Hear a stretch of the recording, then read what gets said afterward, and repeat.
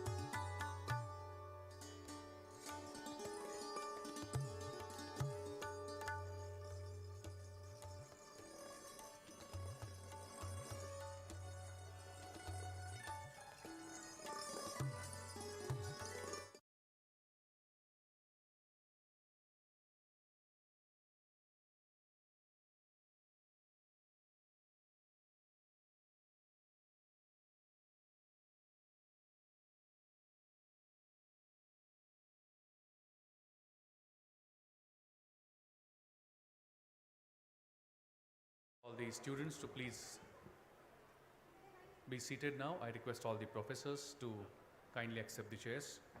We are now receiving all the dignitaries on the dais.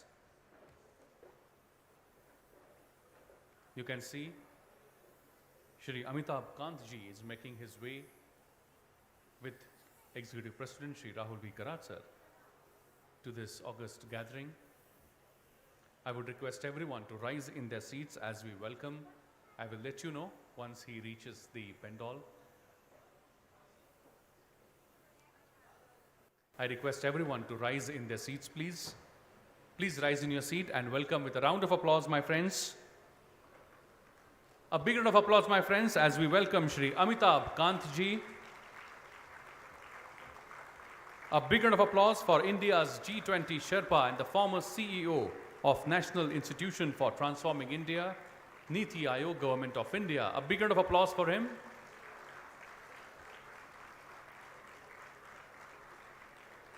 It's indeed our good fortune that we have him here today to address us on Prime Minister Honorable Shri Narendra Modi's vision for university students and youth of Bharat.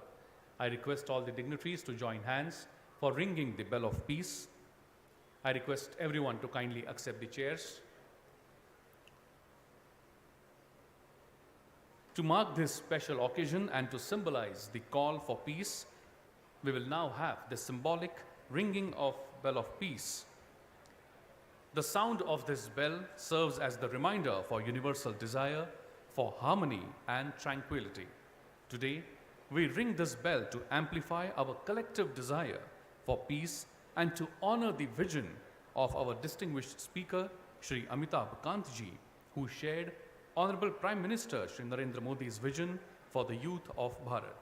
Ladies and gentlemen, we hope that the sound of this bell of peace will resonate in our hearts and minds and inspire us to contribute to the world where peace and unity prevail. Let this moment remind us of our shared commitment to create a better future for all. A big round of applause as the bell is ringing. Indeed, a good moment. Thank you very much. I request all the dignitaries to join hands for lighting the traditional lamp. It's a beautiful and meaningful tradition, the lighting of lamp. This ritual is deeply symbolic, representing the dispelling of darkness and advent of knowledge, hope, and positivity. The lighting of lamp is a time-honored custom that signifies the pursuit of wisdom and the illumination of our lives with enlightenment. It is especially meaningful as we gather here to discuss Honorable Prime Minister Shri Narendra Modi's vision for university students and youth of Bharat. A big round of applause as the lamp is being lit at the hands of all the dignitaries on the dais. A big round of applause once again, my dear friends. Thank you very much. I request the dignitaries to kindly accept the chairs.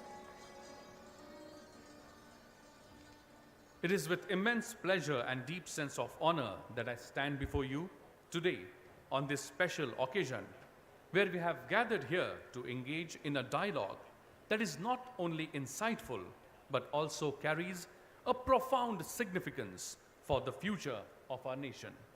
Today, we have the privilege of hearing from the visionary leader and a true champion of innovation and progress, Shri Amitabh Kant ji. As the G20 Sherpa of India and the former CEO of Niti Aayog, Shri Kant ji has played an instrumental role in translating Honorable Prime Minister Shri Narendra Modi ji's vision into tangible achievements. It is indeed our honor and privilege to have him here today. Before we begin with this august gathering, I request everyone on the dais, to rise in their seats for national song Vande Mataram, and I request my technical team to kindly relay.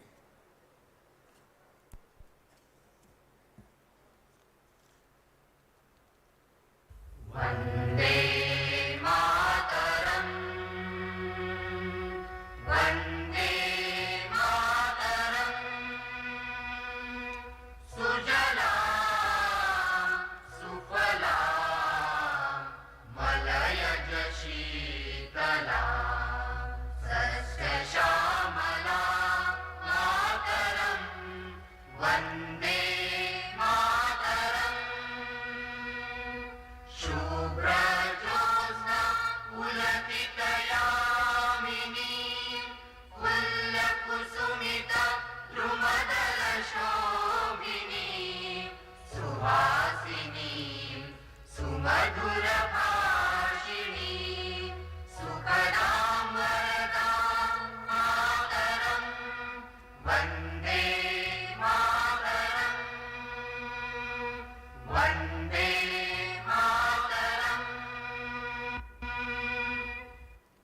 Thank you very much.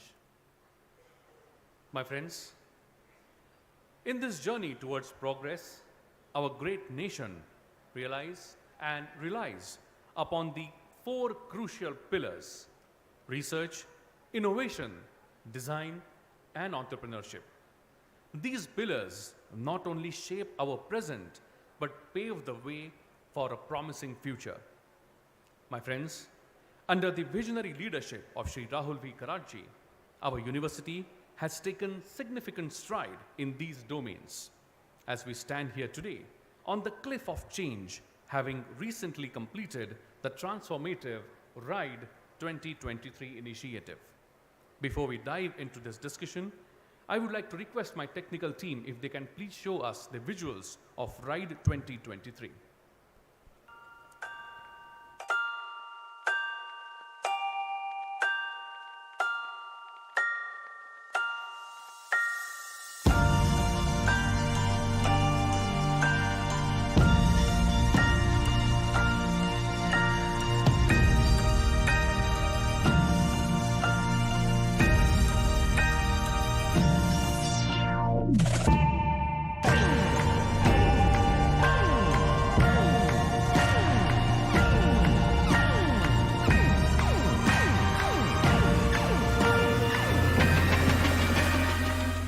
Entrepreneurship is not just a word.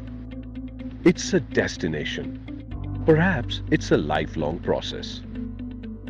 What exactly does it take to become an inspiring entrepreneur? Here is the solution to your query. The Innovation Hub at MIT World Peace University presents for the first time ever RIDE, all-inclusive conclave through which we aim to sow the seeds of research, innovation, design and entrepreneurship in the minds of our students. Learn to sustain and learn to thrive in a world full of ideas. At MIT World Peace University, we intend to nurture an entrepreneurial mindset amongst the youth who do not just know how to ideate, but to lead and run a business. Alongside raising job seekers, we also believe in increasing job creators to build an ecosystem full of entrepreneurial mindsets. We believe that any individual with a willingness to learn has a potential to rise up beyond the benchmarks that have been set. In order to bring this vision into reality, we bring to you RIDE, with numerous speaker sessions where we intend to bring in prominent speakers from the industry who have built themselves up from scratch. A startup expo, which is a culmination of 100+ startups who have thrived in this dynamic business world. To add a cherry on top, we bring in a surprise element for our students with a range of recreational activities. Let's unite together to shape an innovative and independent future. 10,000+ students, 30+ schools, 4 divisions, 1 university. Let's create our future the way we always dreamt of.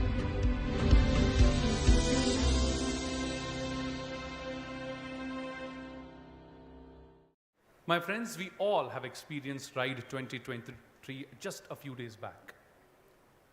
And I'm equally thrilled to share with honorable dignitaries on the dais that the significant and inspiring event on the global stage, G20 Interfaith Summit, with the theme, Shaping the World Peace and Sustainable Development Through Interfaith Harmony. This summit took place from 5th to 7th September 2023 at the remarkable World Peace Dome, Pune, Bharat. This event brought together the leaders and the scholars and the individuals from diverse faiths and backgrounds to engage in profound dialogue about the critical issues of our time. This summit's core focus was to explore how interfaith harmony can be a catalyst to the peace and sustainable development on the global scale. I request my technical team to kindly relay.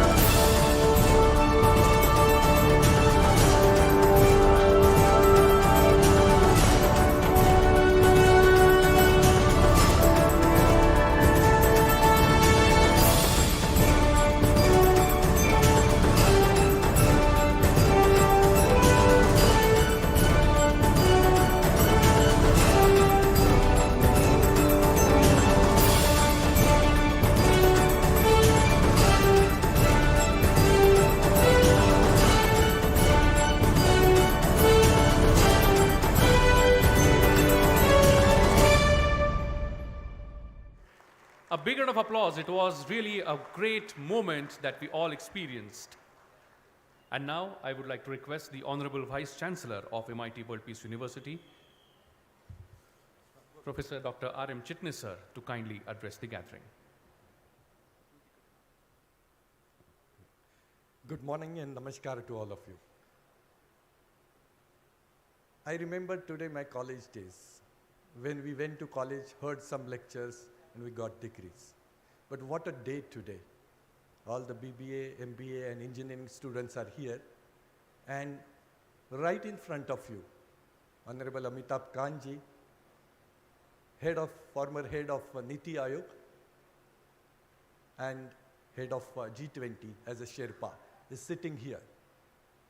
The students, we have hardly any time because we have to go to Loni campus of MIT for convocation. But I take this privilege to welcome Honorable Amitabh Kant sir on behalf of Dr. Vishwanath Karad sir, founder president, on behalf of Rahul Vishwanath Karad sir, executive president, and all the trustee members, vice chancellor, pro-vice chancellor, deans, 1,000 plus faculty and 22,000 students on the campus. For information of Honorable Chief Guest, let me tell that MIT was started as a part of University of Pune Affiliated College in 1983. 2017, we became independent university by virtue of Private University Act Maharashtra government passed in 2016. But then came the dynamic leadership of Rahul Karad sir, who was already efficiently working from 2000 onwards, who is an engineer and Harvard Business School alumni. He introduced concept to us called as a plus program. Now, that particular subjects or the syllabus is taught to you, but around the 3 or 4 years of your stay on this campus, what add-on things you can do it. And then came Bharatiya Chhatra Sansad, which is in January 24. Then came RIDE, then came SLDP, and then came many such novel concepts like rural immersion, national immersion, and then international immersion. Till today, in last 2 years, more than 6,000 students we have sent abroad for GTEX or international expos.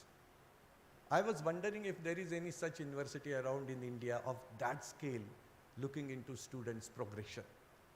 And that's why I always say that it was the initiative of Honorable Rahul Vishwanath Karad sir to invite Amitabh Kantji, and sir was telling me yesterday that till he boards the aircraft, his time is so important that till he boards aircraft, it would be very difficult for us to say whether he will arrive or not.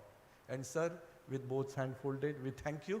And I want to tell you that this particular session is about G20, the success of G20, and what is the outcome of this. Once again, I welcome Honorable Amitabh Kantji on behalf of all of us here. Thank you. Jai Hind, Jai Bharat.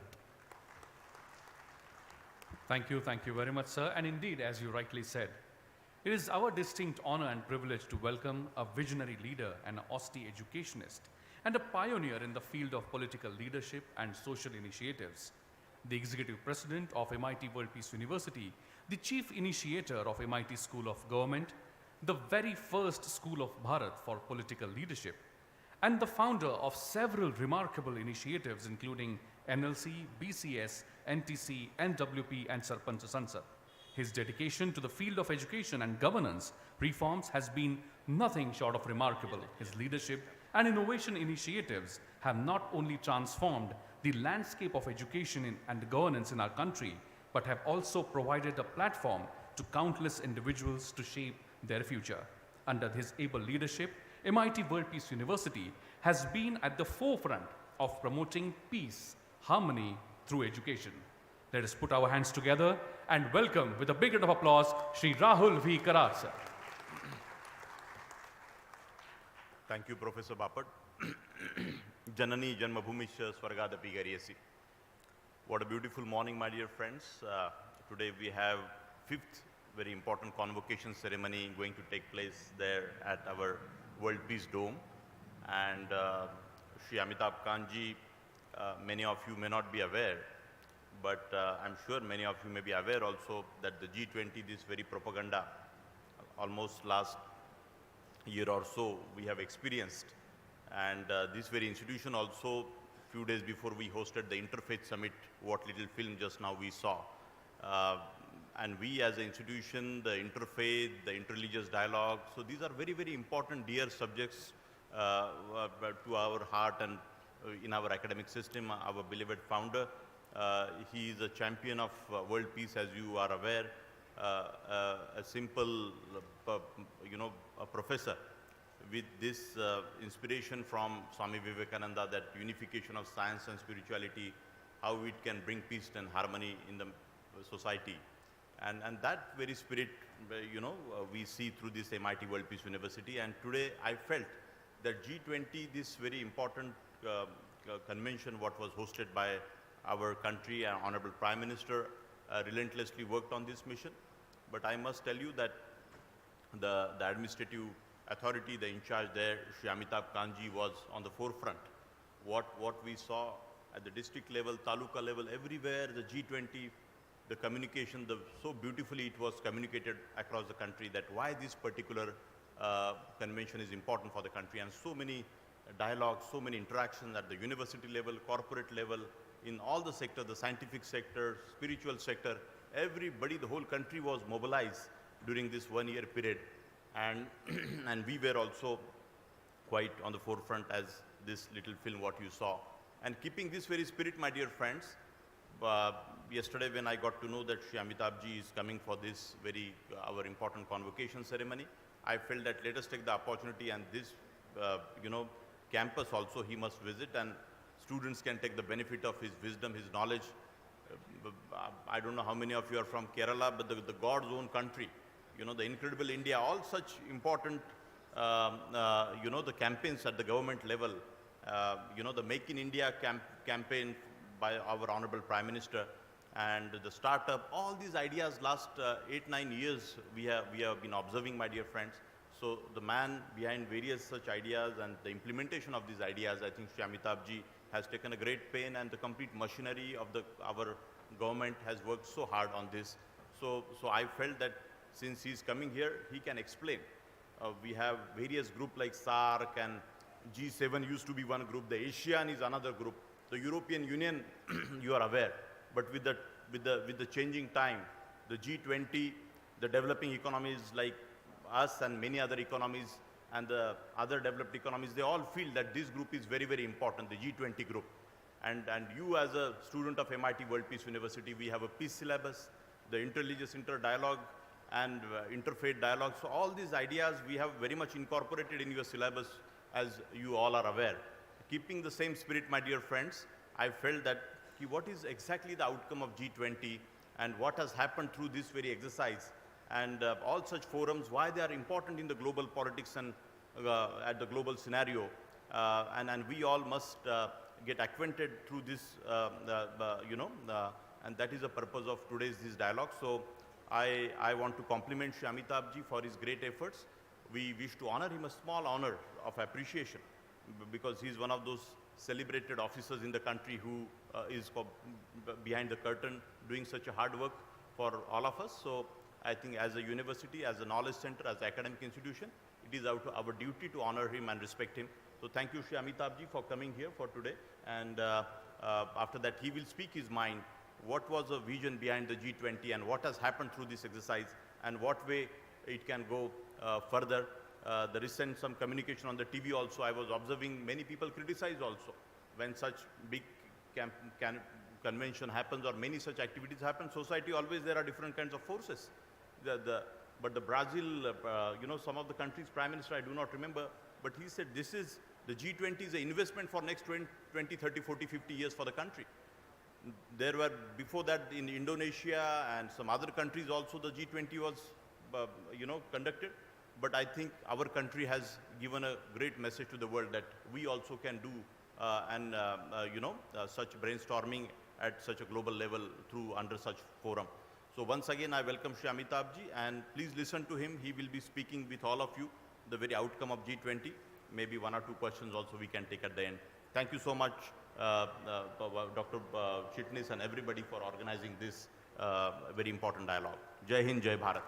Thank you very much, Shri Rahul V. Karat, sir. Thank you very much for your words. My friends, indeed, as Shri Rahul sir rightly said, it is honor and celebrate a remarkable individual whose tireless efforts, visionary leadership, and unwavering commitment have been instrumental in resonating the success of G20 summit. It was with great pride and immense respect that we confer this special award to Shri Amitabh Kant ji.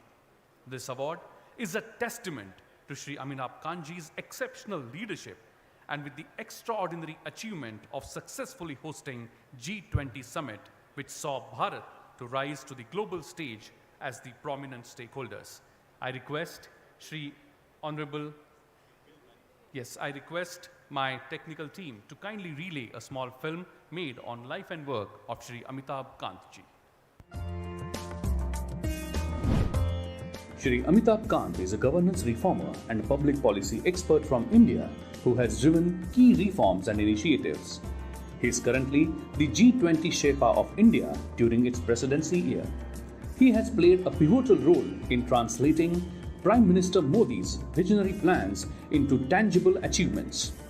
His unwavering commitment and innovative strategies have been instrumental in turning these visions into prosperous reality for Bharat.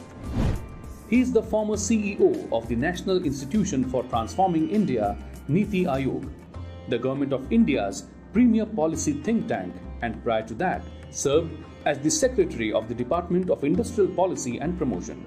He is a member of the Indian Administrative Services IAS Kerala cadre of the 1980 batch. He did his graduation in economics honours from St. Stephen's College, Delhi University, and MA from Jawaharlal Nehru University. He is a Chevening Scholar and has also undertaken a midterm course with John F. Kennedy School of Government, Harvard University, and Indian Institute of Management, IIM Ahmedabad. He has also served as the chairman and CEO of the Delhi-Mumbai Industrial Corridor Development Corporation from 2009 to 2014 and has also worked as joint secretary of the Ministry of Tourism from 2001 to 2007. He has been a key driver of Make in India, Startup India, Incredible India, and God's Own Country initiatives, which positioned and branded India as leading manufacturing and tourism destinations. He is the author of Branding India, an Incredible Story, Incredible India 2.0, and has edited The Path Ahead, Transformative Ideas for India. His role as G20 Sherpa of India has been appreciated by experts across the nations. His tireless efforts and diplomacy negotiations in getting consensus on the New Delhi Declaration is a true example of leadership with vision. The successful hosting of the G20 summit has shown that the Bharat has now risen to the global stage and one of the prominent stakeholders, and a major share of the credit goes to Shri Amitabh Kant ji for his outstanding achievement and great display of patience, dialogue, and leadership. We warmly welcome Shri Amitabh Kant. All the dignitaries to join hands as we confer upon this special award on Shri Amitabh Kant ji. A big round of applause, my friends. It is indeed our honor to have Shri Amitabh Kant ji here today.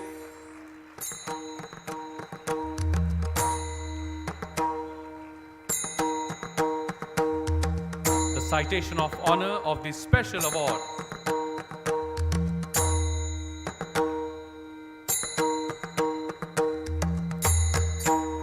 A big round of applause, my friends. Let us join hands to celebrate the success of G20 and the visionary leader behind the success. A big round of applause once again.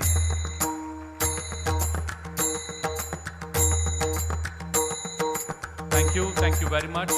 I now request Shri Amitabh Kant ji to kindly address the gathering.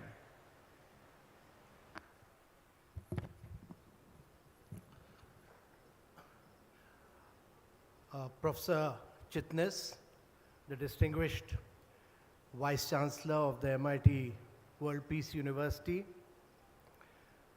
Mr. Rahul Karat, the very dynamic force behind this unique institution,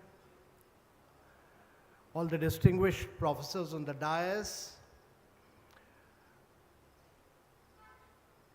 dear friends, all the young students who really provide tremendous energy, vibrancy, and dynamism to this institution, and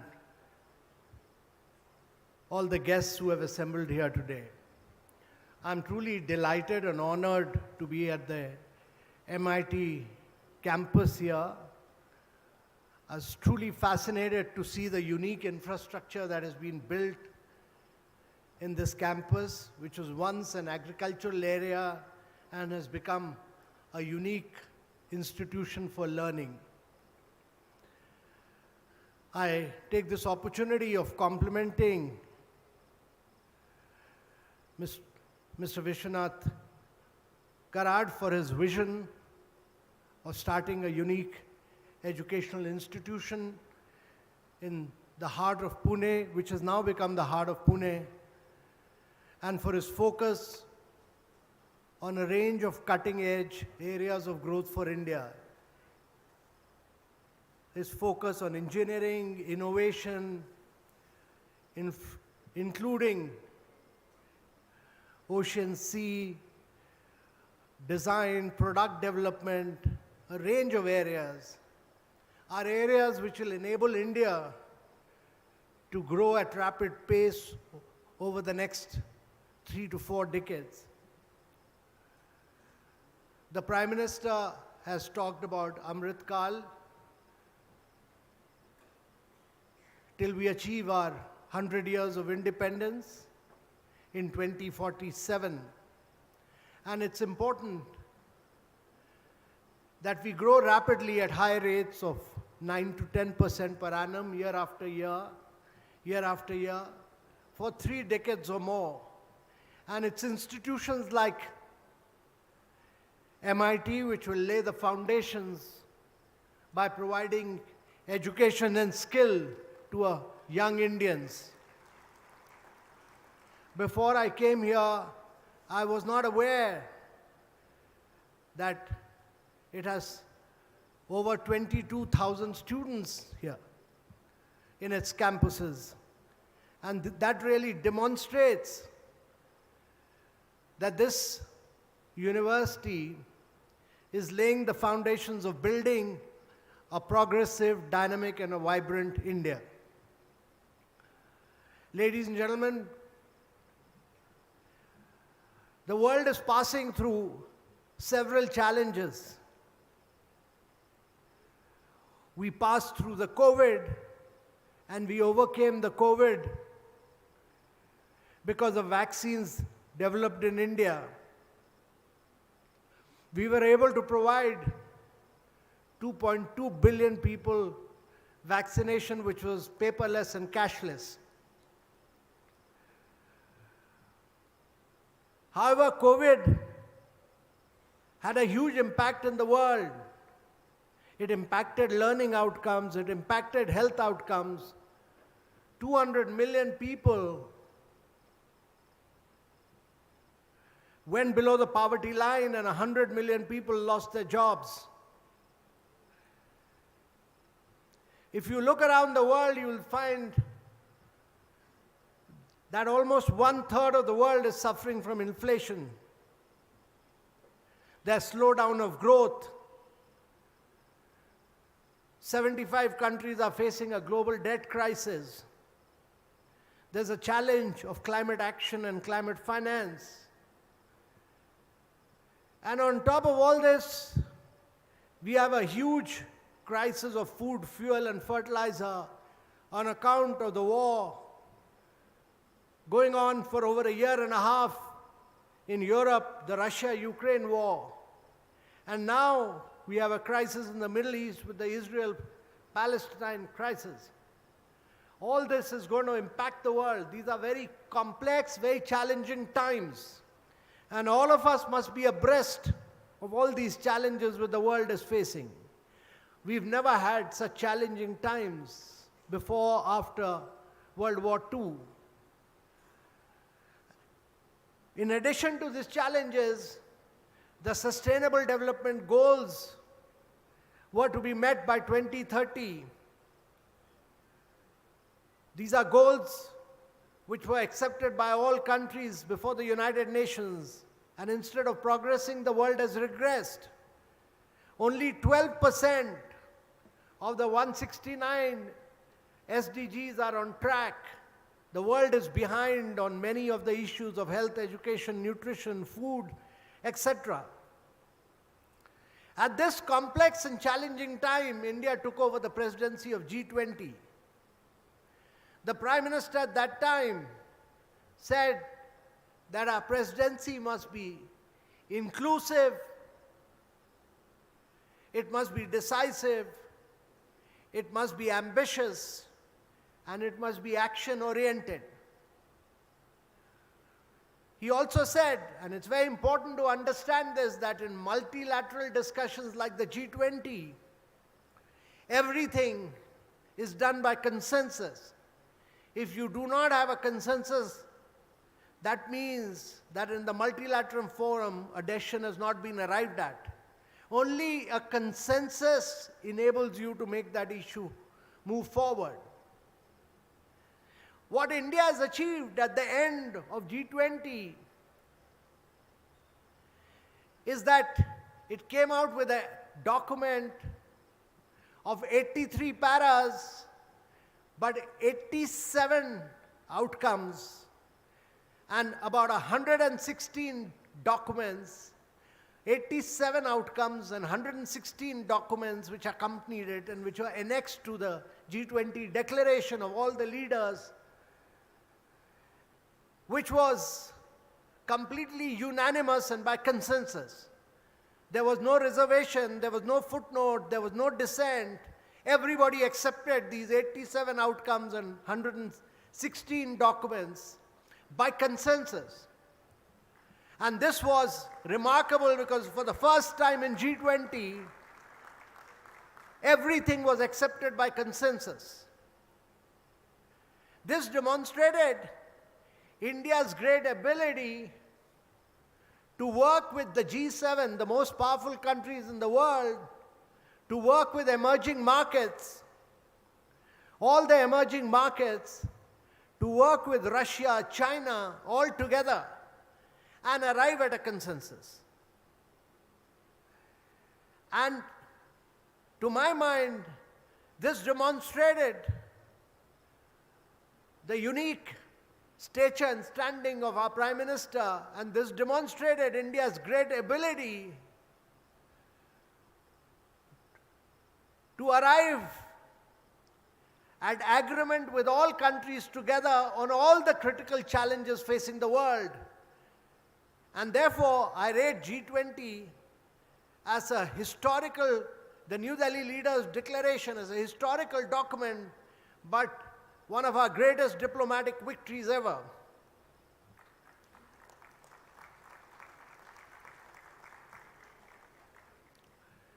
So what have we achieved in our G20? Young students, it's important to tell you that G20 is essentially a forum for growth, for progress, for development.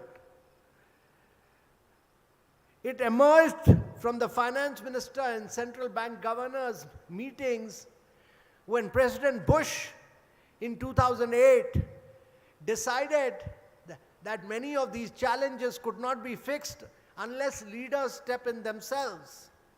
And therefore, it was elevated to the level of leaders, and in addition to the leaders, there are some invited guests, but all the international organizations like IMF, World Bank, etc. also participate. So what the leaders decide is implemented by these organizations, the United Nations, World Bank, IMF, ILO, are the implementing arms of the G20. Now G20 is important because it comprises of 85% of the global GDP, it accounts for about 75% of the global trade, it accounts for about 2/3 of the global population. It's important because the United Nations has become unwieldy with 186 countries and is not able to arrive at a consensus on any issue. It has not been able to find a solution to the Russia-Ukraine war, and as you are seeing, not able to make much headway during Israel-Palestine crisis. The G20, therefore, almost functions as a more efficient Security Council of the United Nations. So first and foremost, it's important that during India's presidency, we tried to make it a more inclusive G20 presidency by making African Union a permanent member of G20. We have ensured that it covers almost 90% of the world. The Prime Minister's vision was that we must include African Union because today 80% of the growth in the world is coming from emerging markets. Almost 2/3 of the growth in the next 2 decades will come from emerging markets. And therefore, the real growth drivers of the global economy are emerging markets. It's not the developed world. The population in emerging market is getting younger and younger, and the population in the developed world is getting older and older, and therefore future growth will come from emerging markets. However, the financial structure is weighed against the developing countries because when inflation takes place in the United States and interest rates rise, resources flow from developing countries to the developed world instead of resources flowing from the developed world to the developing world. And therefore, there is a need to make structural changes in the world so that you can provide impetus to the growth and development of emerging markets. It's also important to understand that 6 of the fastest growing countries in the world are from Africa. And therefore, making African Union a part of G20 makes it a more inclusive world. That is what India has achieved. The New Delhi Leaders' Declaration is a very powerful statement for the Global South. This is the first time there are 4 emerging markets, one after another: Indonesia, India, South Africa, Brazil. Brazil is hosting G20 after India, and then South Africa. 4 emerging markets holding the G20 one after another. And this provides a forum for us to give the voice of the Global South. Before we hosted our G20, the Prime Minister held a meeting with 125 leaders of Global South, and their priorities became our priorities. So what are the priorities? First and foremost, what has the New Delhi Leaders' Declaration decided? That we must drive strong, sustainable, inclusive, and balanced growth in the world. Growth is important because without growth, we will not be able to lift vast segments of population above poverty line. And therefore, our focus has been on strong and inclusive growth.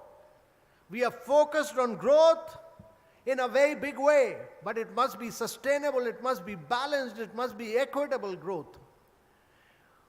Secondly, we focused on sustainable development goals, because by 2030, sustainable development goals must be achieved. We must be able to lift people above poverty line. We must be able to provide learning outcomes. Vast segments of the population, they get educated, but the learning outcomes remain very poor.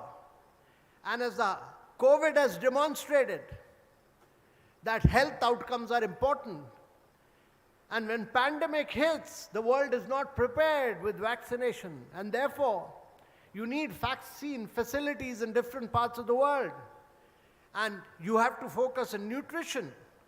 And nutrition means that you need to focus on women. And therefore, one of our key priorities has been the accelerated implementation of the Sustainable Development Goals.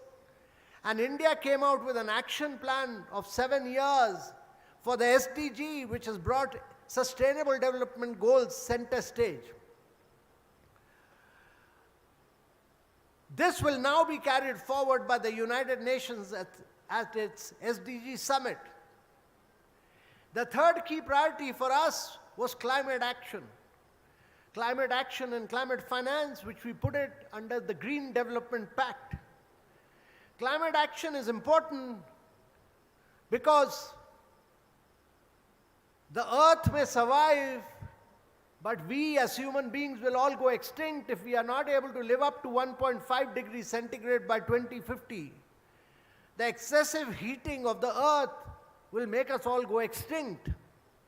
And therefore, climate action is critical. But for climate action, it must be understood that the total carbon space available in the world at 1.5 degrees centigrade is about 2,800 gigatons. Almost 90% of that has already been occupied by the developed world when they were industrializing. There's very little carbon space left for developing countries. Country like India has occupied only 1.5% of the carbon space, whereas on its population and per capita basis, it is entitled to 17.5% carbon space. But irrespective of that, India, like China has become a very major polluter to the world, India will also become a major polluter, the third biggest polluter in the world as we industrialize. So the challenge for all of us is to industrialize without carbonizing. And the Prime Minister has laid very important targets for us to have 500 gigawatts of renewable energy and become a champion in both renewable energy and green hydrogen. It's important because even if we do 100% of our electricity as renewable, there are other hard-to-abate sectors like refinery, steel, cement, where we import fossil fuel. We import fossil fuel worth $200 billion US. The challenge is, how do we use our sun, our climatic condition, to create renewables, crack water, produce green hydrogen, and by 2047 become an exporter of energy instead of an importer of fossil fuel. And India's ambition is to become a global champion of green hydrogen and reduce the price by global manufacturing. And if we are able to reduce prices, we will become the biggest producer of green hydrogen to the world. So instead of using fossil fuel, we'll move to green hydrogen. But both the achievement of sustainable development goals and climate action, both of them require long-term resources. They require finance. But the Green Development Pact talks about many things. The Green Development Pact talks about increased flow of resources from private sector. It talks about increased resources from the developed world to the developing countries. If you look at the private sector, 1% of the private companies in the western part of the world contribute 40% of the greenhouse gas emission. But we are not able to penalize them because we do not have machine-readable data. If we are able to put machine-readable data, we'll be able to track them, and then the world will be able to penalize companies which do greenhouse gas emissions. We've also talked about a biofuel alliance, which is important because we can put biofuels in our electric vehicles, in our vehicles. We are able to run our two-wheelers, three-wheelers, four-wheelers, buses through biofuels. We've talked about a green hydrogen alliance. We've talked about a circular economy, all this in the Green Development Pact. We have talked about ending plastics, a new regime for oceans, cleaning up oceans, all in the Green Development Pact. But both SDGs and climate action will require finances, long-term finances. Long-term finances would require us to reshape and reconfigure the multilateral development in banks These banks were formed in the post-World War II era, in the Bretton Woods period, when there was no challenge of climate action and there was no challenge of SDG goals. But today, emerging markets like India, etc., require long-term financing. Africa requires long-term financing. The risks of developing countries are different. In United States, you get money at 2%. In India, you get at 8%. In Africa, you get at 16%. In sub-Saharan countries, you get at 22%. The role of multilateral development banks is to de-risk these emerging markets and ensure that we are able to get long-term financing for both SDG and climate finance. This means that multilateral development banks should be able to raise private capital through new instruments like blended finance, credit enhancement, first loss guarantees. All these are new instruments which all of you must learn about, because these are future instruments which will enable money to flow into developing countries. And therefore, these institutions need to be redesigned. Instead of doing direct lending, they should be able to raise resources from private sector. Today, World Bank raises only 0.6 cents to a dollar, whereas it should be raising $20 for every dollar. And therefore, these banks need to be restructured and redesigned. So India constituted a committee led by Larry Summers of Harvard and N.K. Singh of India to work out a framework for redesigning the multilateral development banks. Their recommendations will now be implemented for redesigning these banks. So I've given you the priorities. The first priority of strong, sustainable, inclusive growth.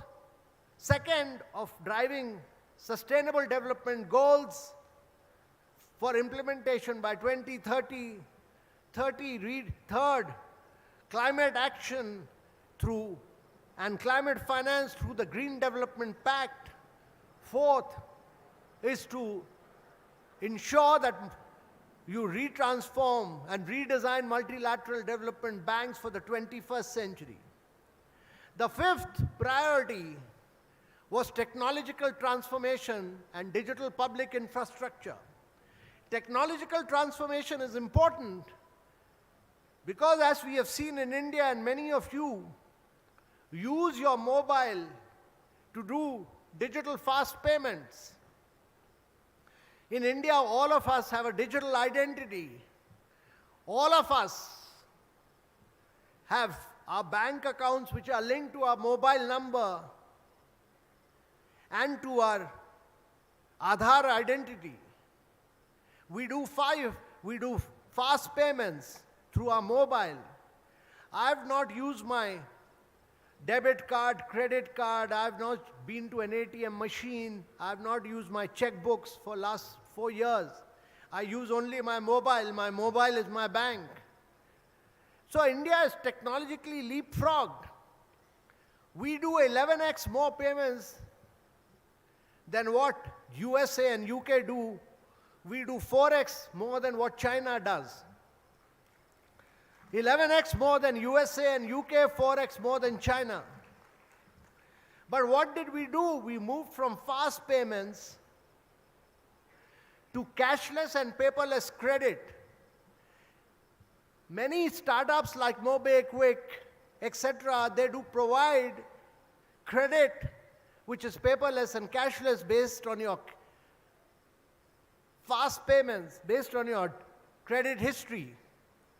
It's not based on paperwork, but on your credit history. They provide credit to many people living below the poverty line, and their repayment is very good. And then you have a number of startups like Zerodha, Gross, Upstock, who took wealth creation and stock market to Tier 2, Tier 3 cities and rural areas and enabled people to invest in stock markets and wealth creation by taking it to rural areas and tier 2, tier 3 cities. And they have become big. 30% of the stock market is controlled by these startups. And then you had another set of startups like GoDigit and Acco, who provide insurance on the basis of your identity within 1 minute. When I was growing up, it used to take me 6 months to get an insurance policy through LIC. But these insurance companies provide you insurance at the drop of a hat on your mobile. So what India has seen is a technological transformation and leapfrogging. But if during the COVID period, we were able to provide money straight into the bank accounts of 800 million people. We ensured that nobody went below the poverty line. Instead of giving large financial packages, we put money straight into the bank account. The government did that. Today, in over 600 schemes of government, we put money straight into the bank account of the government. There is no leakage. And therefore, this digital technology has been a game changer. Because we had identity, because we had bank accounts, the cost of acquisition of a customer fell in India.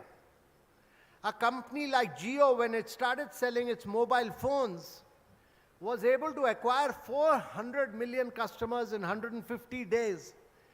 The cost of acquisition of a customer had fallen from over $100 in the United States to less than $1 in India. That is that is what the difference which technology does. It makes your society more efficient, it makes leakages impossible, and it ensures that benefits flow to the citizens, and the cost of acquisition of customer comes down. So 450 million customers in 150 days has never happened before in the world at $1 per customer. That is what technological transformation could do. So India is leapfrog, but if you look at the global south, there are 4 billion people who do not have a digital identity. There are 3 billion people who do not have a bank account in the world. And there are 133 countries who do not have fast payments. The challenge for India is to take this technology which India has developed and take it to the rest of the world and transform the rest of the world. And that's why we need students from MIT, and this is a great center of engineering, to play a key role in taking India's technological development to the rest of the world. You people will have to be in the vanguard, because India has demonstrated to population scale that it can do technological growth at low cost. In the last 2 decades, all technological growth and development came from big tech in the United States. So you had Microsoft, you had Google, you had Apple, you had Amazon, all of them doing technological evolution and growth. Your data was taken by them. They played with your data to work on artificial intelligence. In China, this happened with Tencent and Alibaba.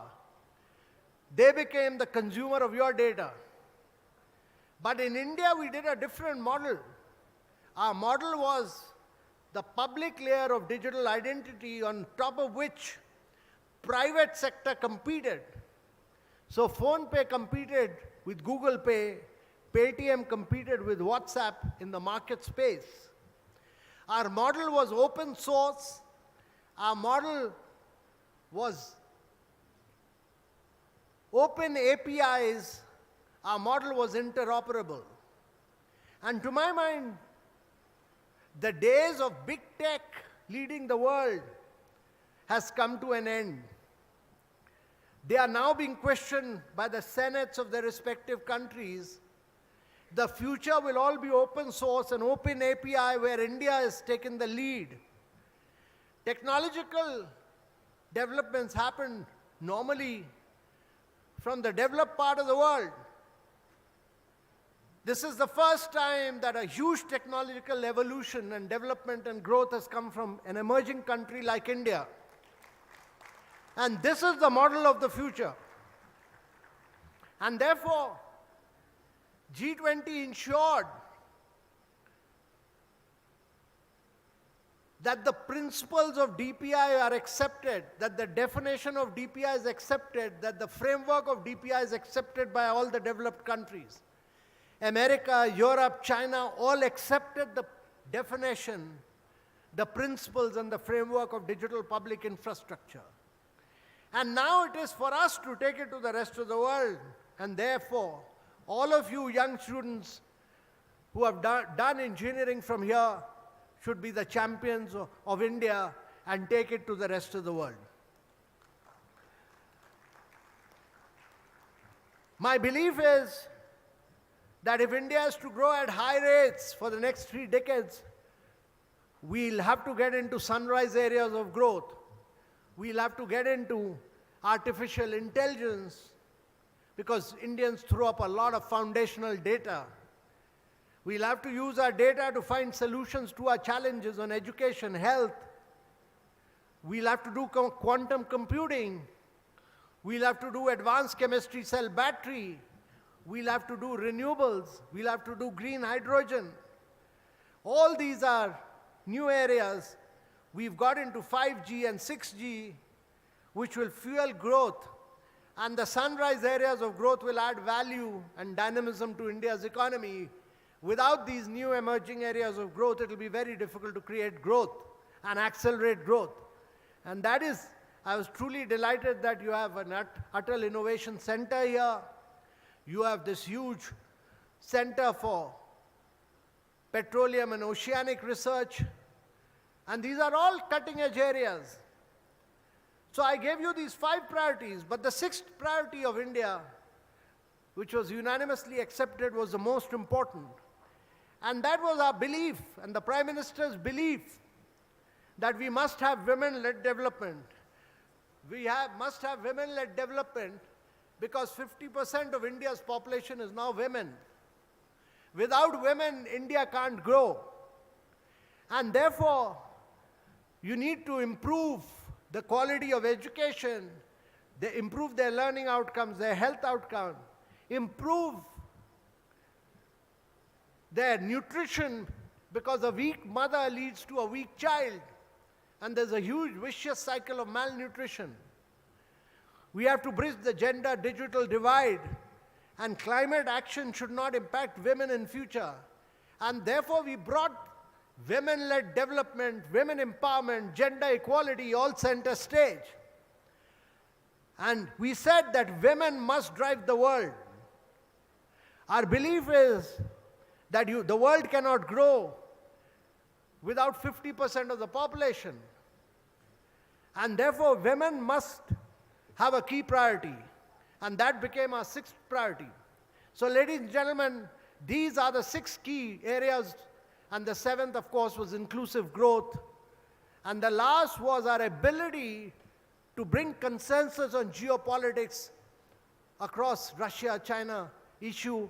There we had 300 hours of discussion, 200 bilateral, 16 drafts, but we brought consensus. It showed the great leadership ability of our Prime Minister and India's great ability to bring consensus. And this demonstrates that India was a true champion of G20 by building consensus on all key issues. Ladies and gentlemen, we've made G20 a very inclusive body, we've made it a dynamic body, we've made it a very vibrant body. And with these few words, I'll conclude. Thank you very much, ladies and gentlemen. A big, big round of applause, my friends. Let us rise in our seats and give a big round of applause to Shri Amitabh Kantji. Amazing words. Probably his words gave us peep inside the future. Thank you, sir. Thank you very much for your words of wisdom. I request everyone to remain standing as I request my technical team to kindly relay the national anthem. But after the national anthem, I request everyone to remain standing where you are because sir would be coming down for a beautiful photograph with you. National anthem, please.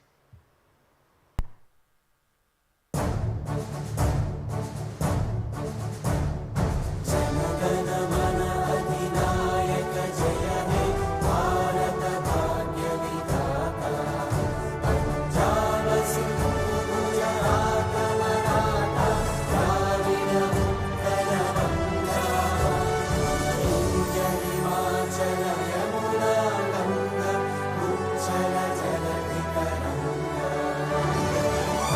शुभनामे जागे तव शुभ आशिष मागे गाहे तव जय गाथा जनगण मंगलदायक जय हे भारत भाग्य विधाता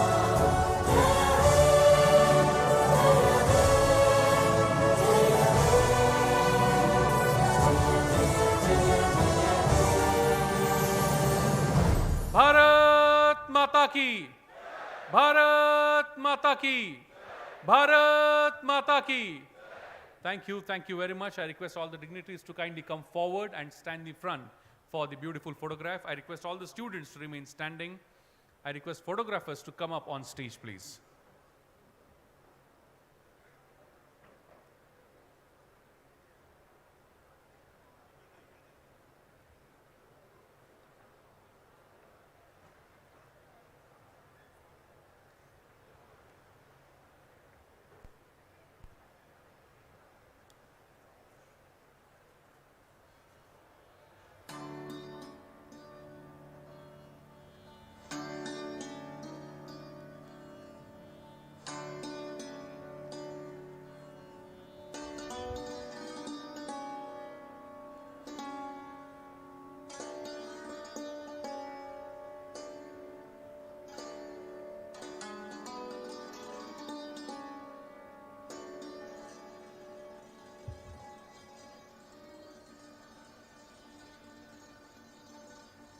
Thank you very much.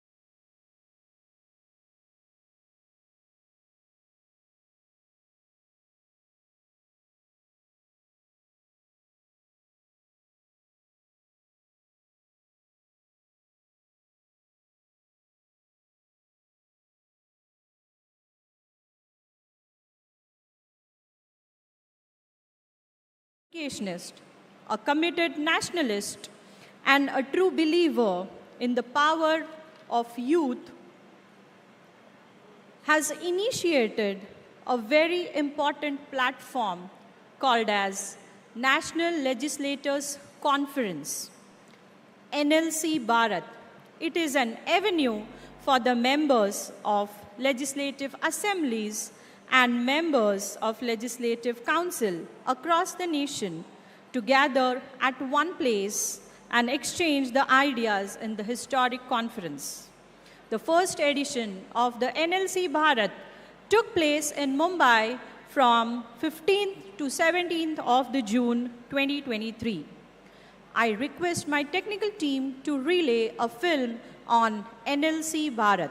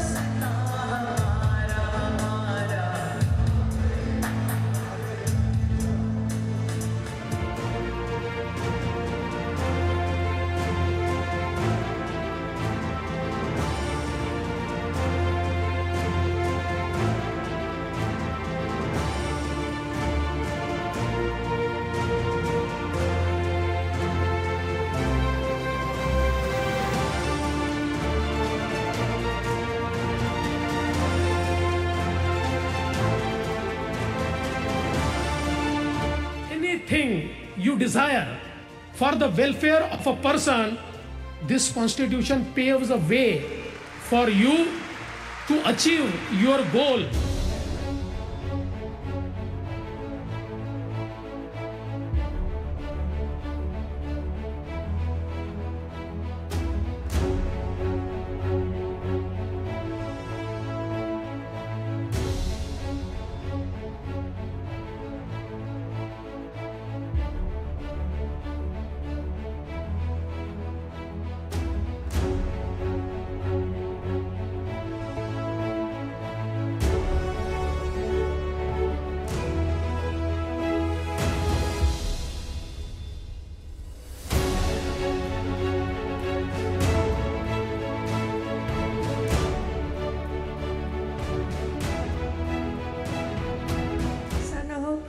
ये एक दफ़ा एक सम्मेलन हुआ था मुंबई में और वो इतिहास बन करके रह जाए, ऐसा नहीं।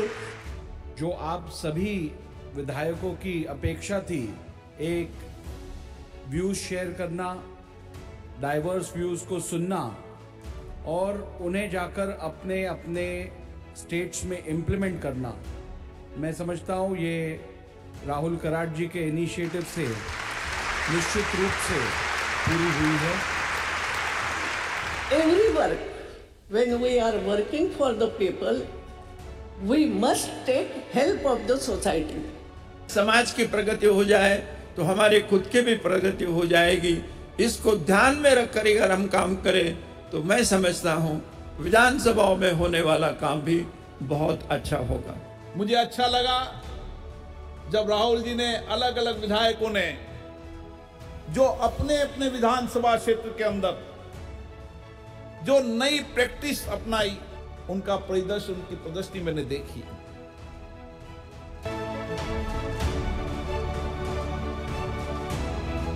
पॉलिटिक्स नहीं, जीवन की समग्रता। Overall economical strength of India has gone up.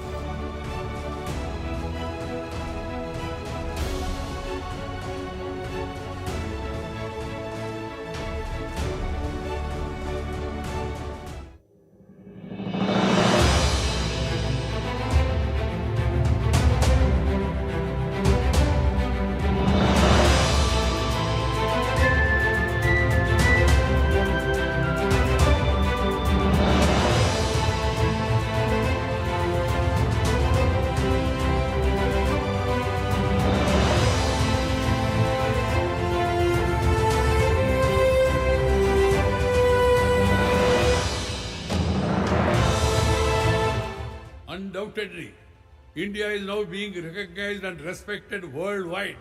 These themes of your conference are vital strands of the work to enhance the effectiveness of all democratic legislatures.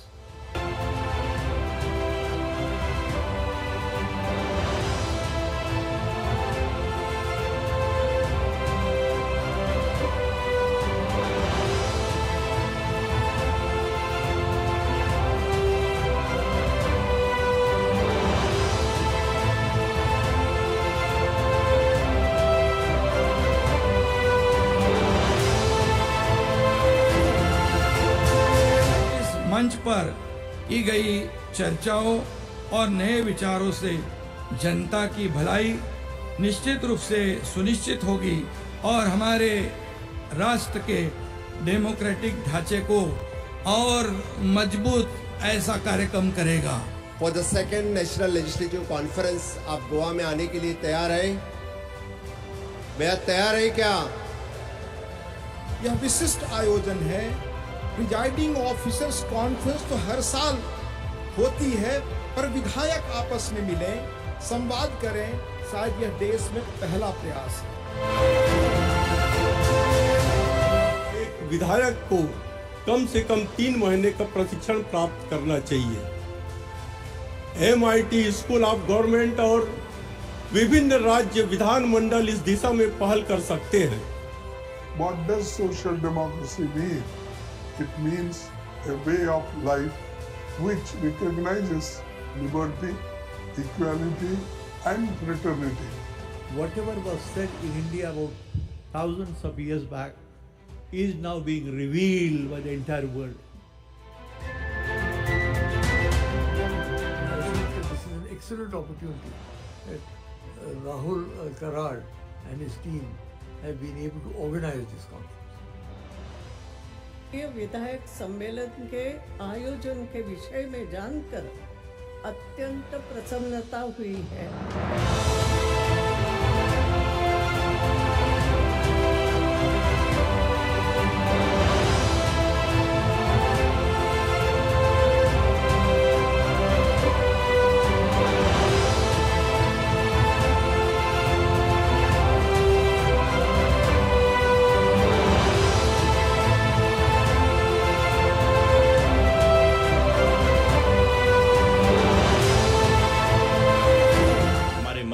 सभी विधानसभा के स्पीकर्स बैठे हुए हैं, मैं उनका मन से आभारी हूं। मैं बहुत इमोशनल भी आज हो गया हूं कि ये जो कल्पना बहुत 3, 4, 5 साल पहले मैंने बहुत सारे लीडर्स से बात किया था इसके बारे में, ये आज एक मैनिफेस्टेशन, एक इमेजिनेशन इस तरीके से यहाँ पे साकार हुआ।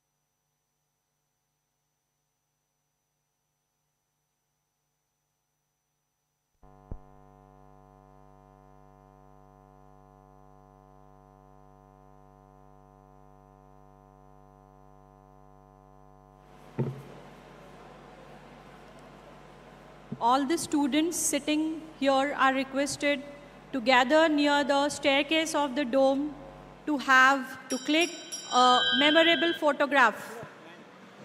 All the students sitting here are requested to proceed.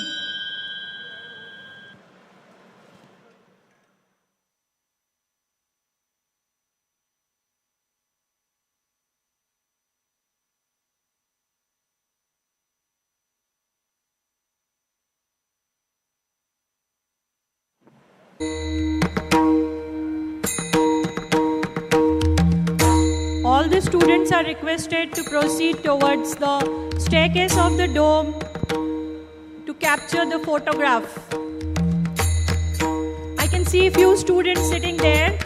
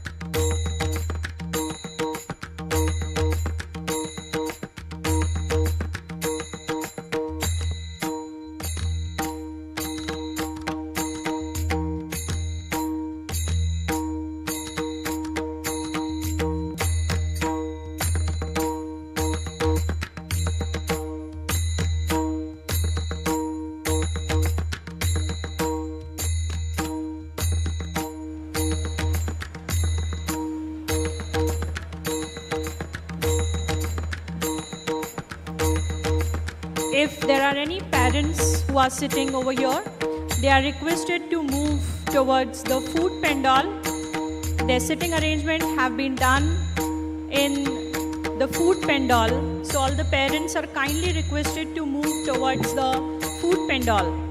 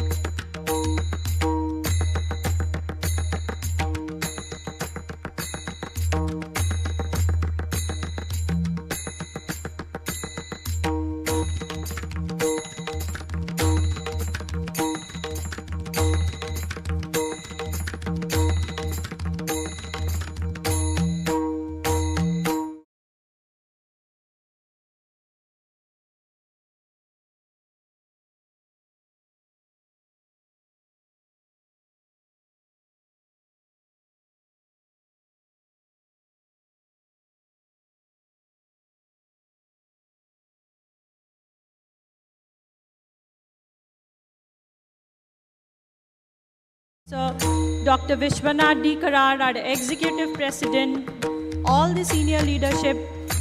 So, kindly do not miss this opportunity and have a this will be a memorable photograph in your life of the graduation ceremony, the convocation ceremony.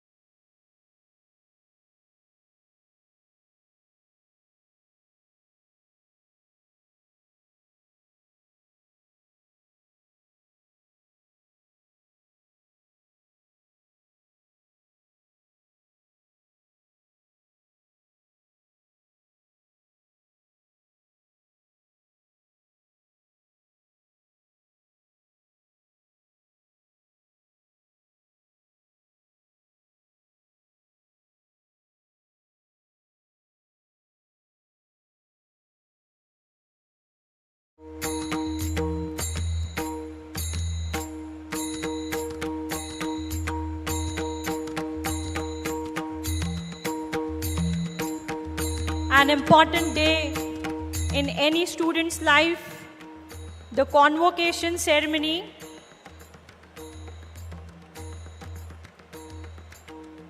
And we are ready to click a very memorable photograph over here.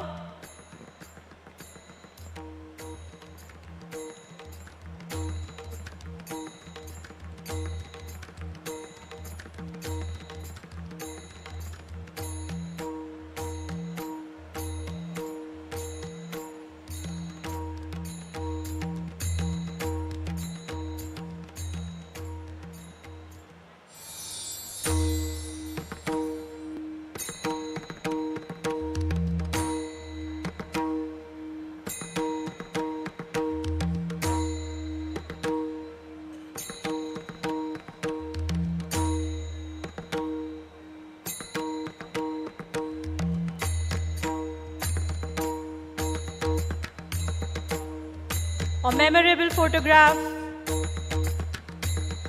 in the presence of our chief guest, Honorable Shri Amitabh Kant sir, revered Professor Dr. Vishwanath D. Karad sir, our Executive President, Shri Rahul V. Karad, Honorable Vice Chancellor, R.M. Chitnis sir, Registrar Shri Ganesh Pokre ji, and all other senior leadership of MIT World Peace University.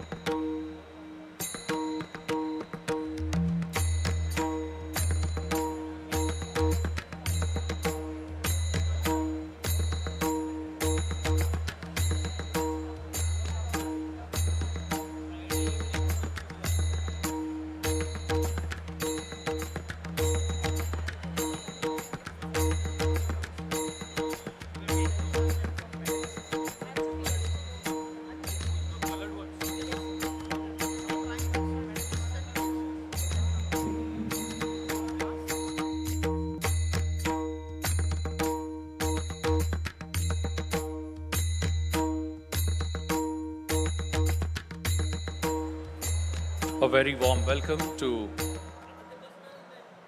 everyone. Console, monitor feedback.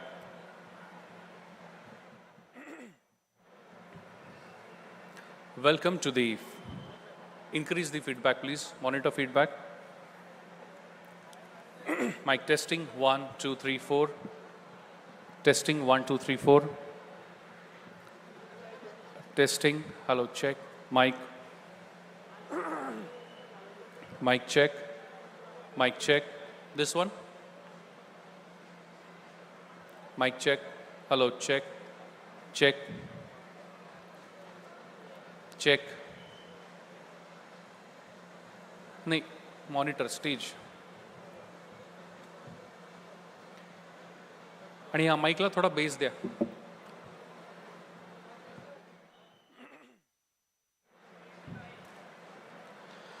The procession is making its way. I request all the rank holders, PhD holders, those who have passed, they are requested to come forward and sit in the chairs in the front, in front of the barricade. Monitor feedback is still weak. I request, thoda, yeah.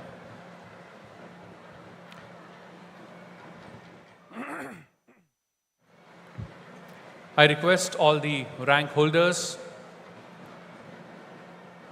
to please come forward, show their pass, and sit in the chairs in front of the barricade.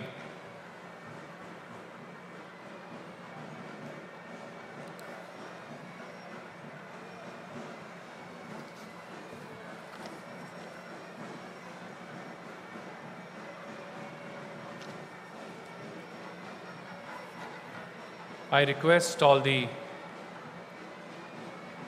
rank holders and PhD holders to please come forward and sit in the chairs in the front. I once again request all the rankers. Thoda base there. Console. Thoda base there. Base.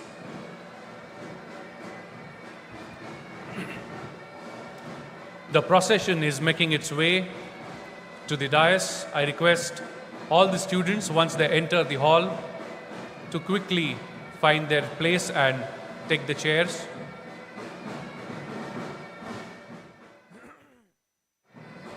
Procession in the presence of the Registrar of the University, Honorable Vice Chancellor of the University, Executive President, Shri Rahul V. Karat sir, UNESCO Chair Holder, revered Professor Dr. Vishwanath D. Karat sir, and the chief guest of this session, Shri Amitabh Kant ji, is making its way.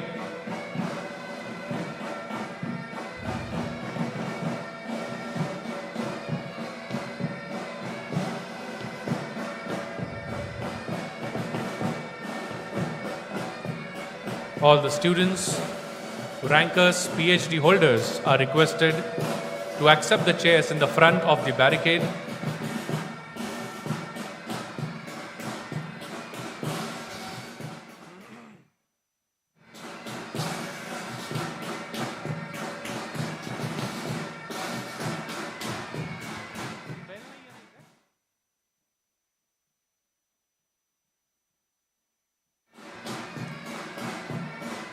All the rank holders and PhD holders are requested to sit in the front. They are requested to sit in the front of the barricade. In the colored chairs, you are requested to sit in the colored chairs, not on the sofas, please. Not on the sofas, requested to sit behind.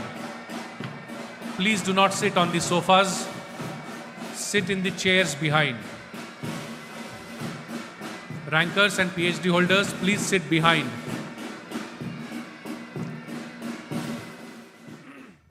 Please do not sit in the sofas, please sit behind. Please do not sit in the sofas, sit behind on the chairs.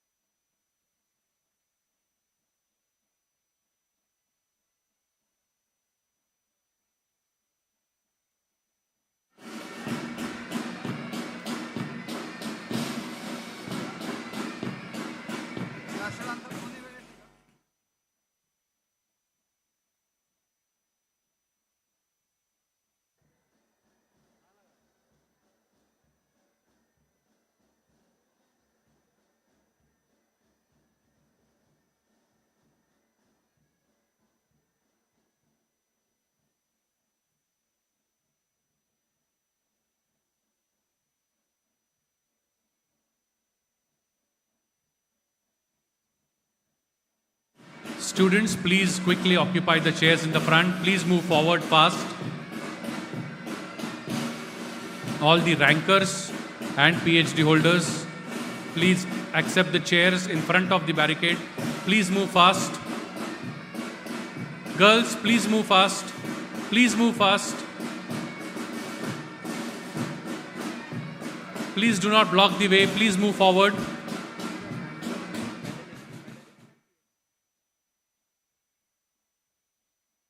Okay. Medalist and PhD.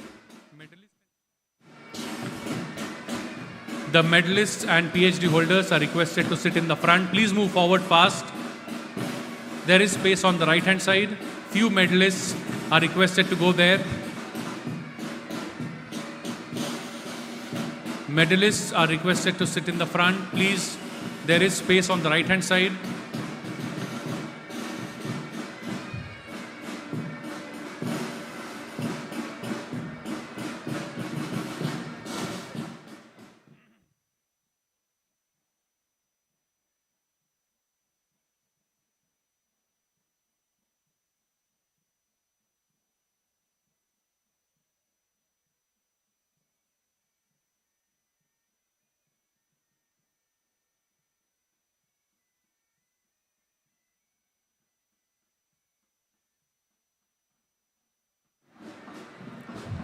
Medalists, please accept the chairs fast.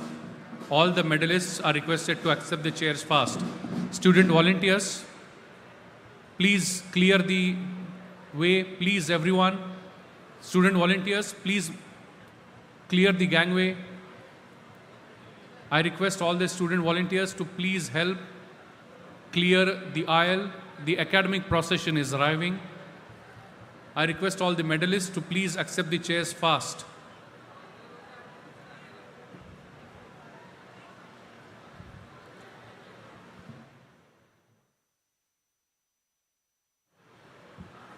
In few moments from now, we will receive the academic procession. So I request everyone who's standing in the aisle to please clear the way for the academic procession.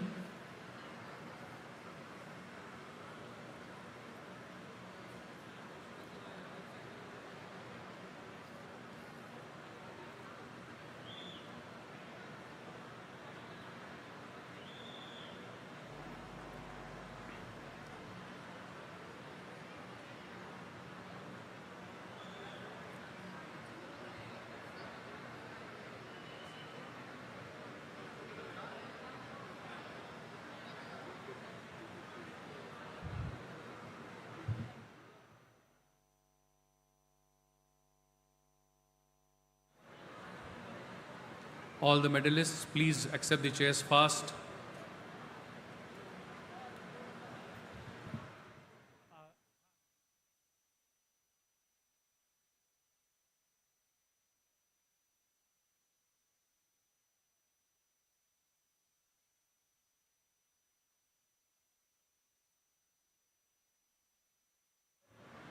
I request all the medalists to please pay attention to my instructions. May I have your attention, please? All the PhD holders and all the medalists, may I have your attention, please?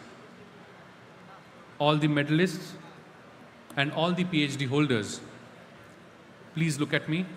You all will have to walk up on the stage when called for from this side of the stage. I request you to please pay attention. Whenever you are asked to come on the stage, you will have to come from this side of the stage, my left-hand side, so your right-hand side, please. Before you come on stage, you have to get this folder, which would be given to you right over there. So please pay attention that you have to come from my left-hand side of the stage. Before you come up, you will have to get this folder, which will be given to you before you step up. Okay? Thank you very much.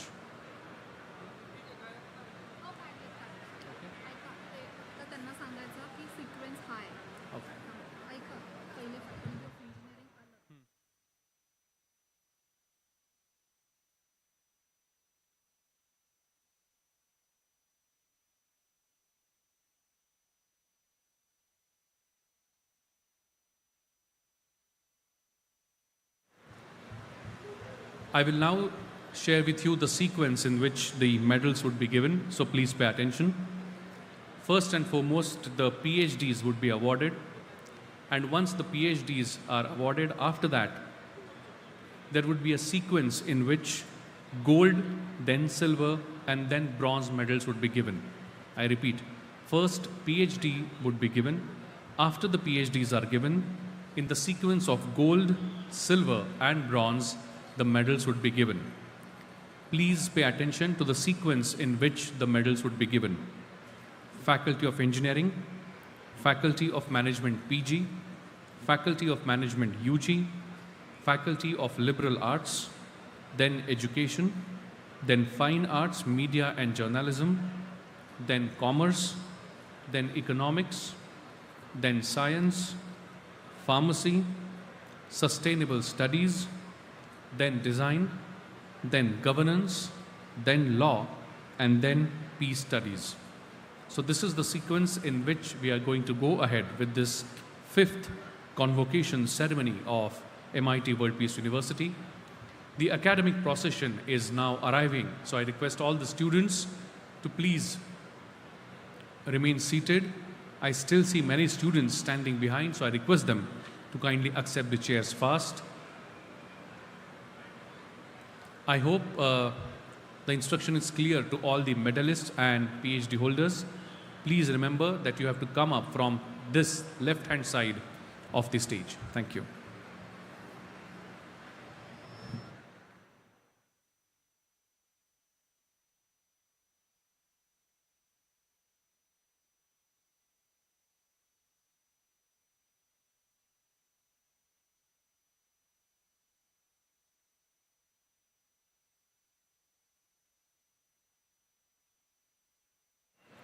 All the students are requested to quickly accept the chair.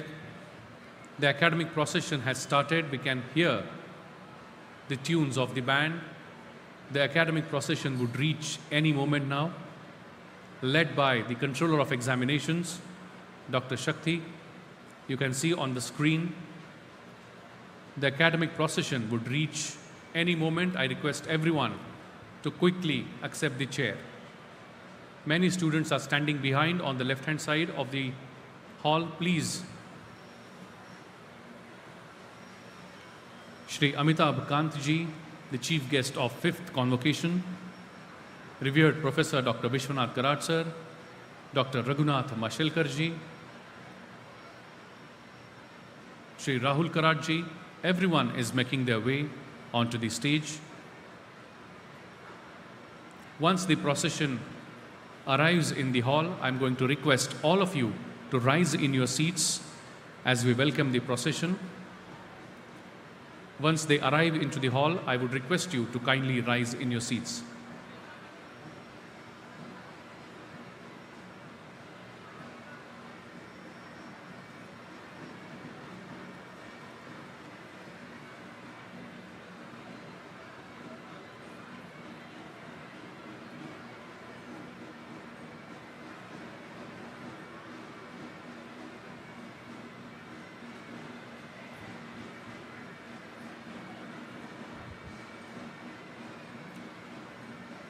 The procession is now arriving. I request all the students to rise in their seats as we welcome the procession. All the medalists, all the students, everyone is requested to rise in their seats, please. Everyone in the audience is requested to rise in their seats as we welcome the procession. And let's give them a big round of applause, my friends. Let's give a big round of applause from the graduating batch of MIT World Peace University. It's a very important occasion in each one of your lives, my friends. Let's give a big round of applause to all the dignitaries.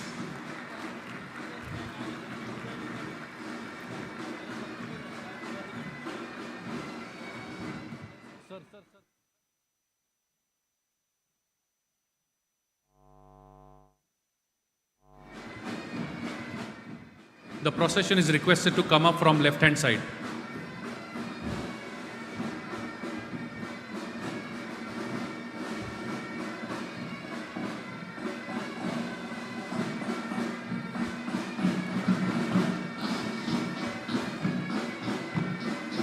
I request Shri all the dignitaries to kindly come up stage from my left hand side.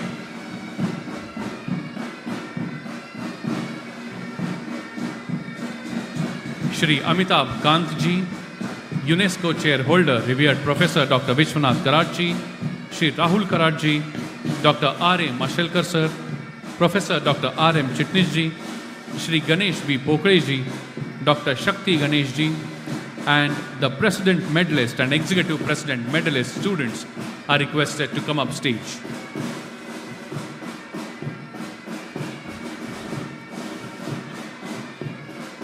I request the procession to come up stage from my left hand side.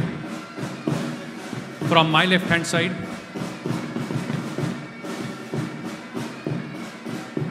I request Sri Rahul Karad sir, revered Professor Dr. Vishwanath Karad sir, to kindly come up stage from my left hand side.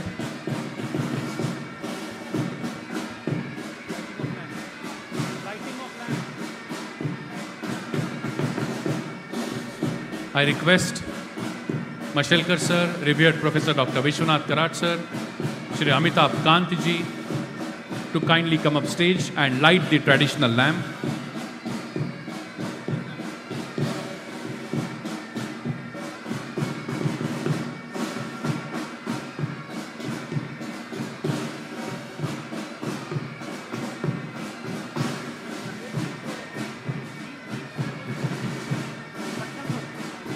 I request all the deans to kindly come up stage. All the deans of the schools are requested to come up stage, please.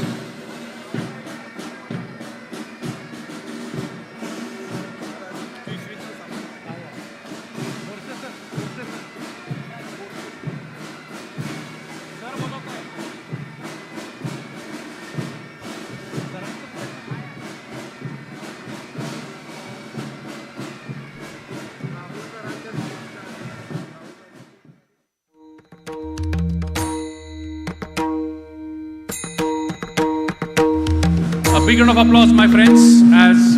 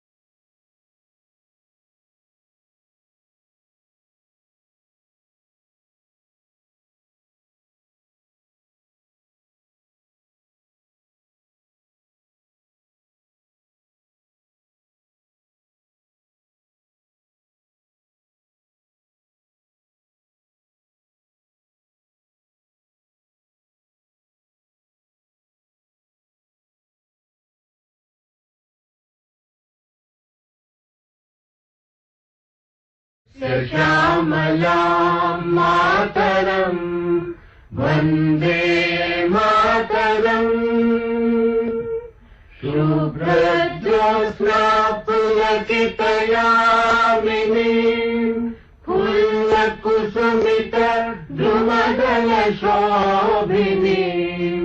सुहासिनीं सुमधुरभाषिणीं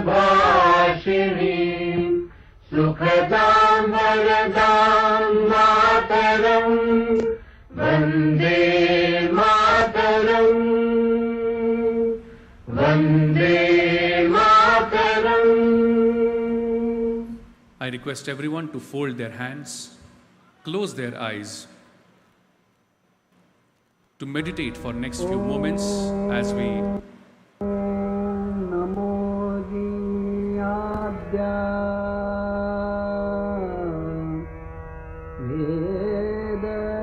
प्रतिपाद्या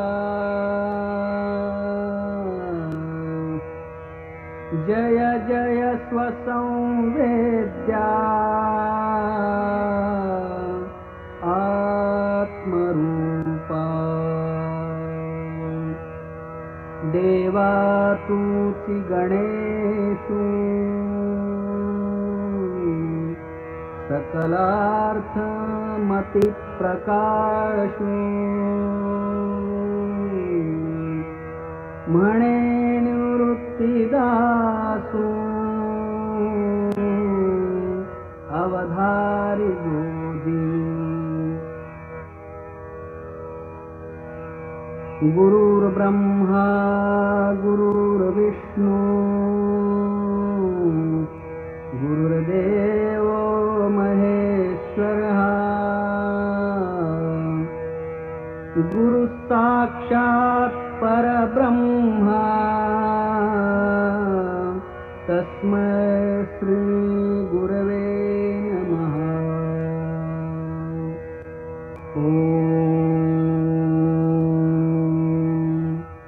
पूर्णमदः पूर्णमिदं पूर्णात् पूर्णमुदच्यते पूर्णस्य पूर्णमादाय पूर्णमेवावशिष्यते ॐ शान्ति शान्ति शान्तिः Thank you very much. I request everyone to kindly accept the chair. And now it is time when we begin with the formal proceedings of the 5th convocation ceremony, and for which I request the Registrar of MIT World Peace University, Shri Ganesh B. Pokhriji, to kindly take the proceedings forward.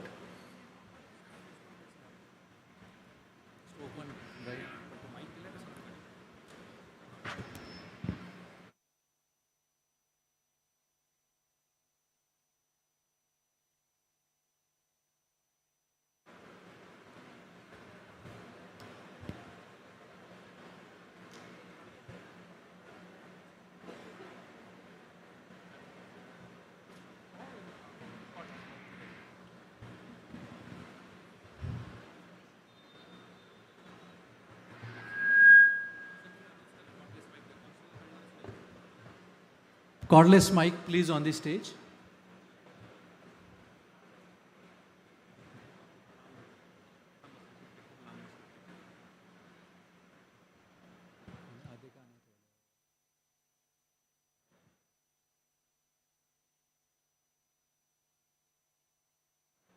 Cordless mic, please.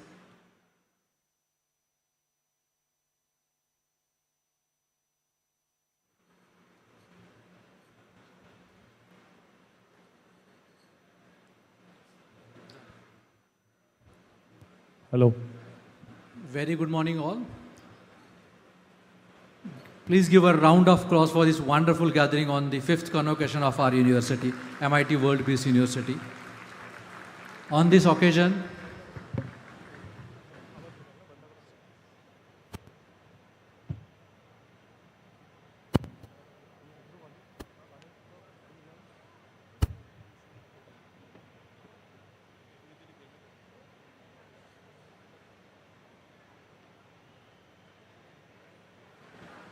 On this convocation, I request President Dr. Vishwanath Karad sir to declare the 5th convocation of the university open. My dear learned friends, I declare that the 5th convocation ceremony of Dr. Vishwanath Karad, MIT World Peace University is open. Thank you. Thank you. Thank you very much, sir. Thank you very much. It is indeed a very, very important moment. And now, formally, by the blessings of revered Professor Dr. Vishwanath Karad, sir, the 5th convocation ceremony of 2023 begins. And I now request the Honorable Vice Chancellor of MIT World Peace University, Professor Dr. R.M. Chitnis, sir, to kindly propose the welcome address, followed by the batch review. Please put your hands together and welcome with a round of applause the Honorable Vice Chancellor of MIT World Peace University.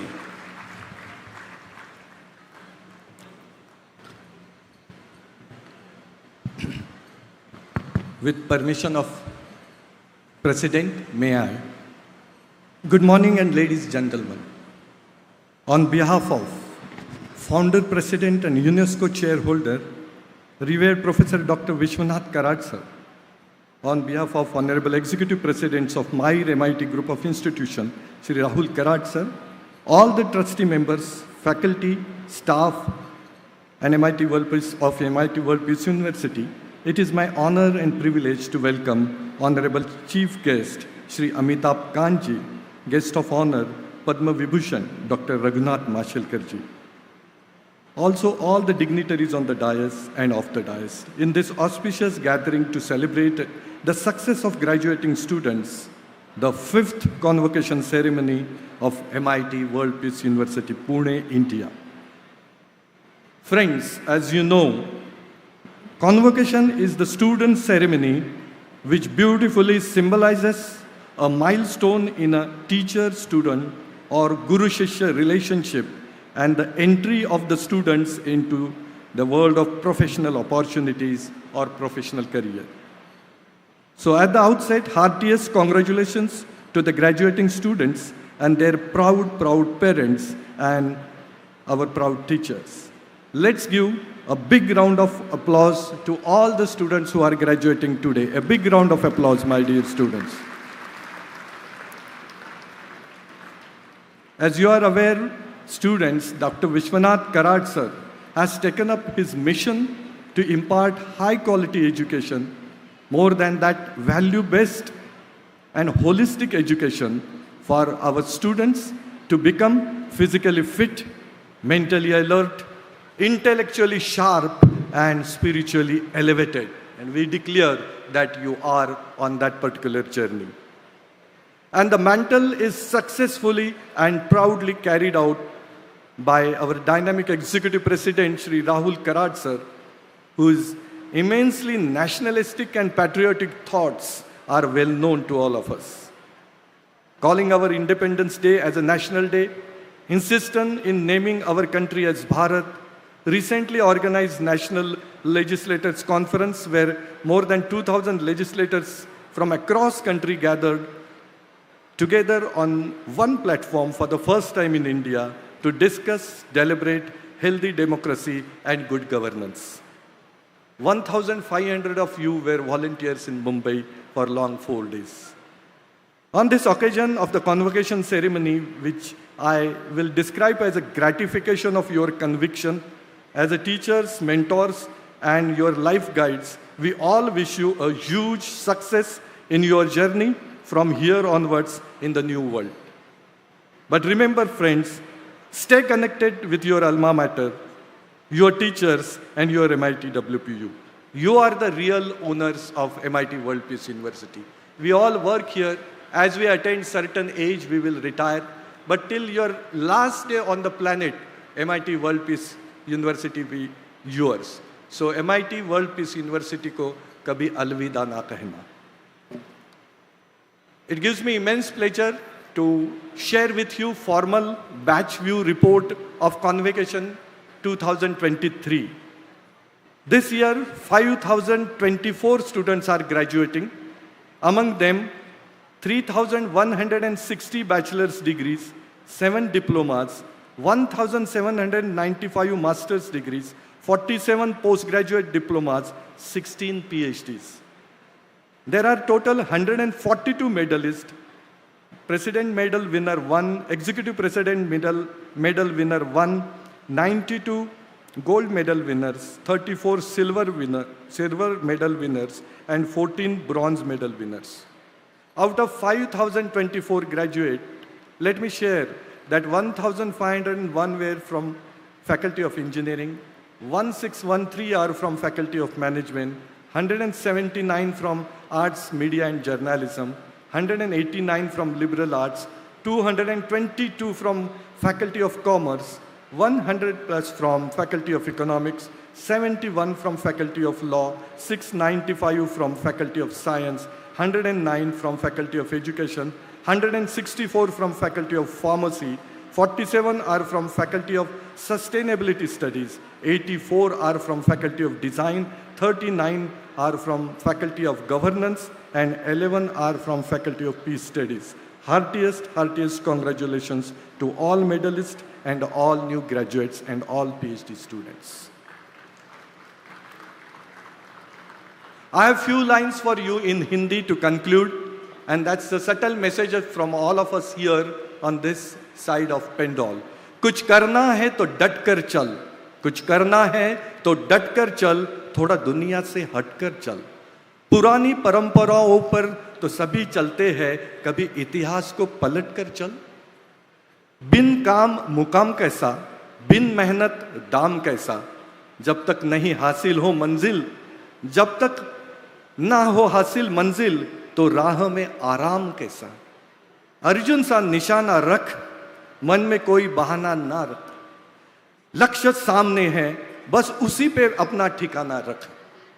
सोच मत साकार कर, सोच मत साकार कर, अपने कर्मों से प्यार कर.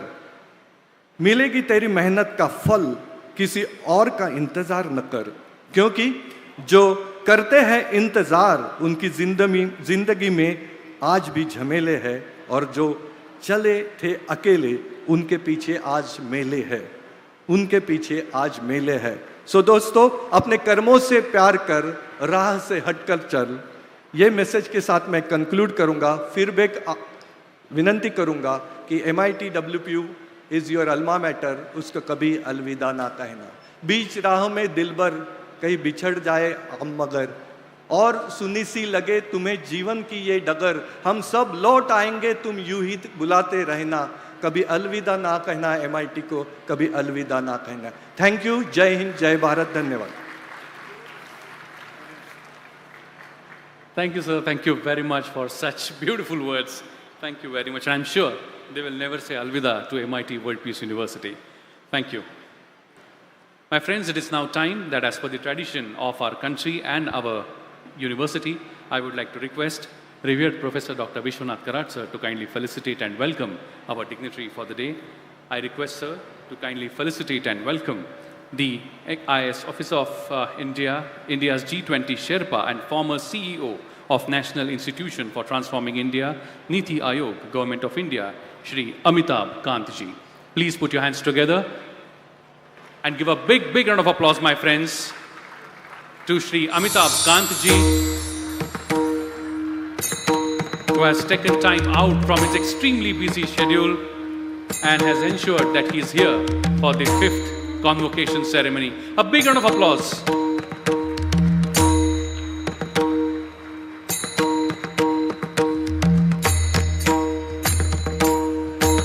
Thank you very much.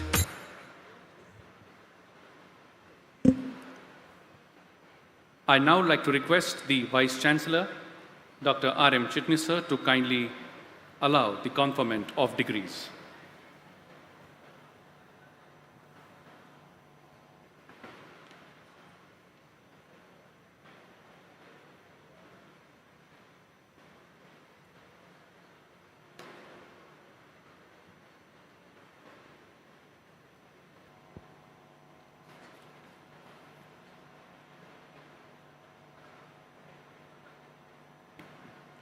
By virtue of power vested in me by the Board of Management of Dr. Vishwanath Karad, MIT World Peace University, as a Vice Chancellor, I hereby declare that all of you who are present and all of you, those who are permitted to remain absent, are admitted to the respective degrees. I hereby charge you to uphold dignity and value of the degree awarded to you by this university in your life and in your profession. I request Honorable President Dr. Vishwanath Karad sir to confer the degrees. Thank you. Thank you very much. And now it is time when we confer the PhD holders and the medals in the sequence. I would like to request once again all the medalists and PhD holders to remember that you have to come from this side of the stage, accept your degree, and then go down from the other side of the stage. And to begin with, I would like to request the Dean of Faculty of Engineering to kindly come forward.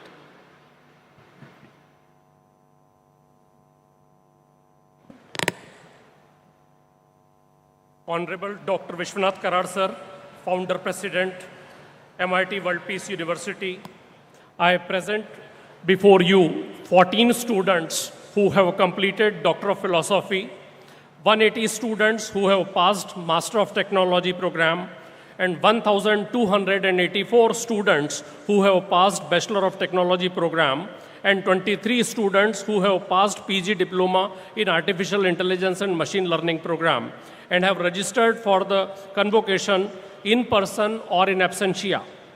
I request Honorable Vice Chancellor sir to kindly award the degrees to the students of Doctor of Philosophy. I request the Chief Guest and all the dignitaries to join Honorable Vice Chancellor sir for awarding the degrees. First is PhD student, Javade Samidha. PhD students are requested to come straight up on the stage. All the PhD of Engineering are requested to assemble on the left-hand side. All engineering PhDs, please assemble fast. Along with the medalist of engineering faculty, all the medalists and PhD holders, please assemble on left-hand side. All the medalists and PhD holders, please assemble on left-hand side for Faculty of Engineering. PhD, you will get your folders from the stage. Please start. Yeah, Javade Samidha, Pune Prasad,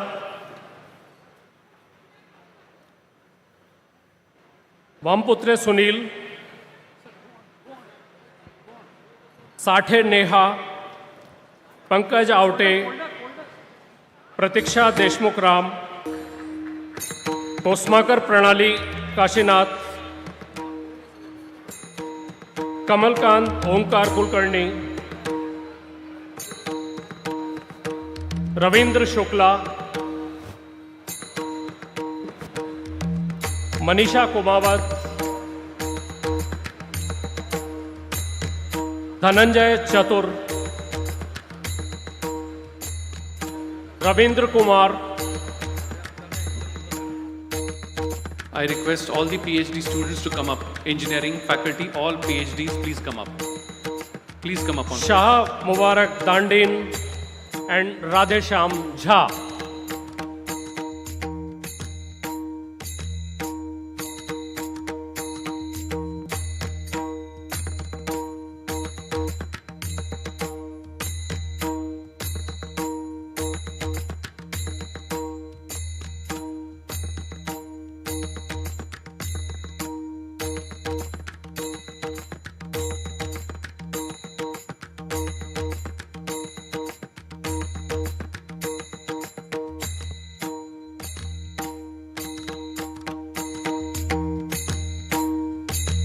PhD sir ने बोला वैसे ही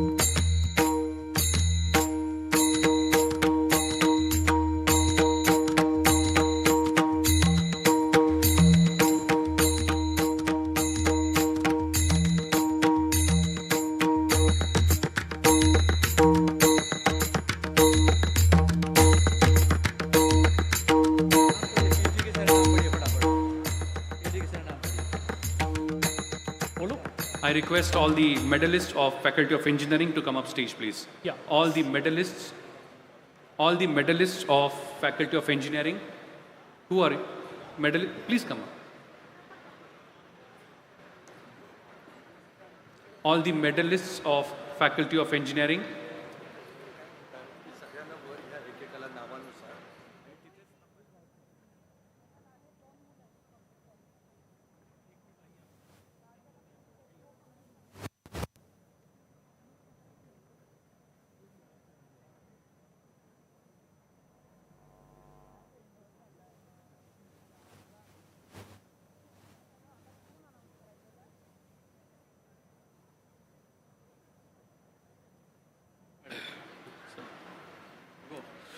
कुलकर्णी चैतन्य श्रीराम, सईद अकिल बुकारी, पिल्लई पूजा हेमलता, शुभ श्रेय,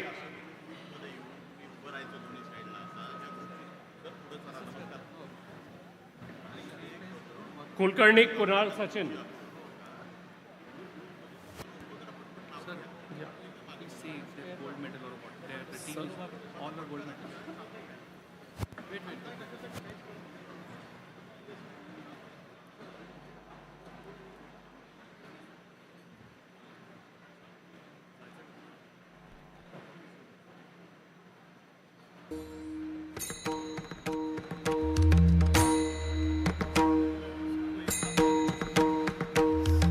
एक अलग बोल रहा है।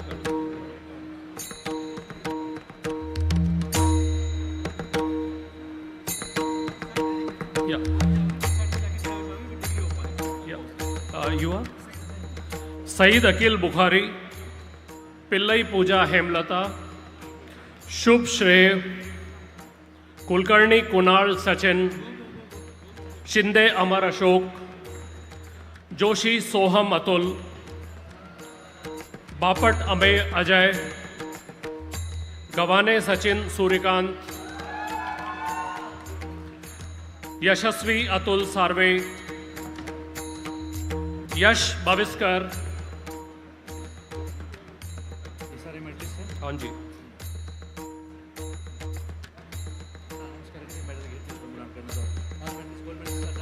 नहीं आ रहा बहुत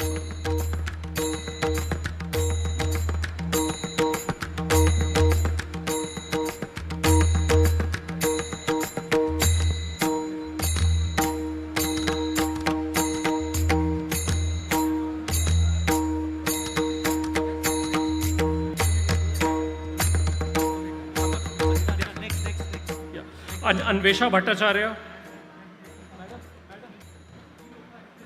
चंदन गौतम, संचिता बिष्ट, चिन्मय अमृतकर, कंसारा अभिजयेश, हाँ जी, बाबरिया दिनशाक नितिन,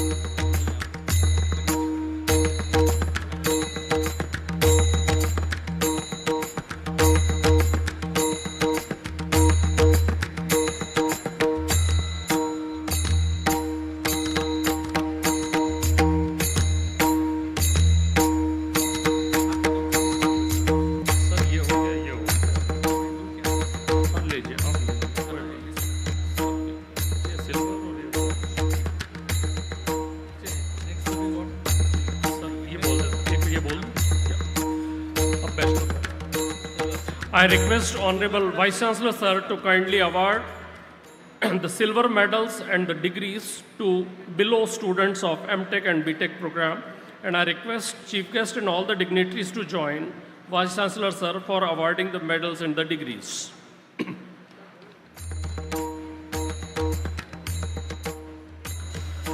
पूजा पवित्र गंगाधर, सत्यम Kalmarkar Morankar, Manasvi Parab, Ayush Rajesh Bulchandani, Anushka Gangadhar Satav,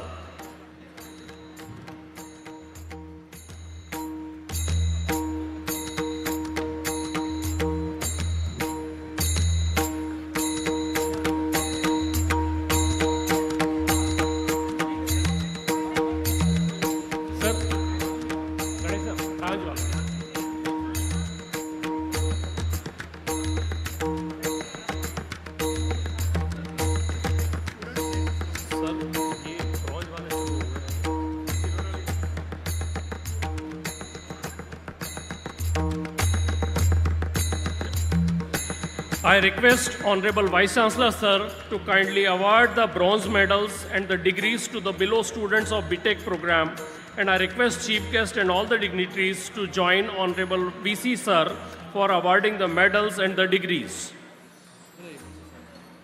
Aditi Govindu,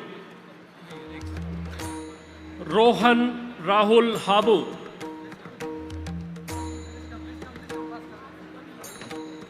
Rahul Patvekar,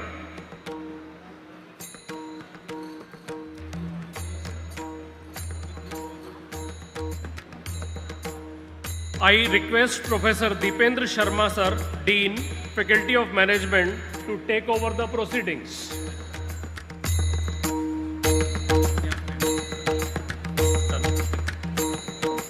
Thank you very much. I request Dr. Deependra Sharma to join the guest for giving the awards. First and foremost, I would like to request Sudipta Banerjee to kindly come up stage for accepting the PhD degree in General Management.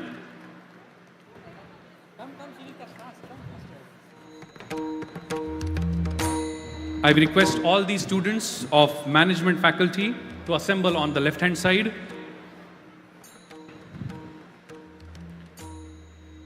Khan Hajira. I'm taking the names of all the management students to please be ready and come up on stage as I take your name. Khan Hajira, Urmi Vivek, Khan Hajira, Urmi Vivek, Kavde Alina,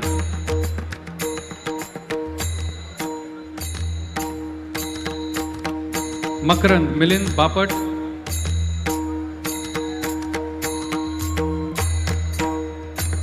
Chauhan Monica Ajay,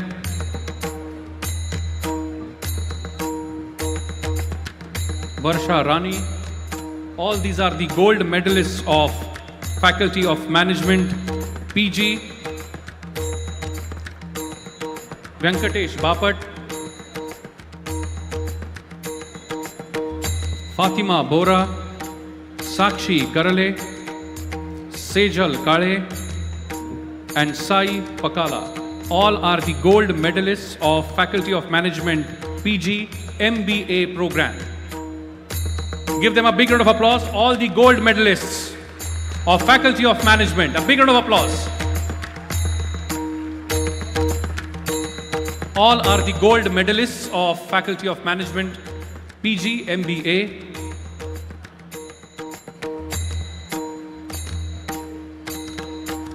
I request the next students to be ready.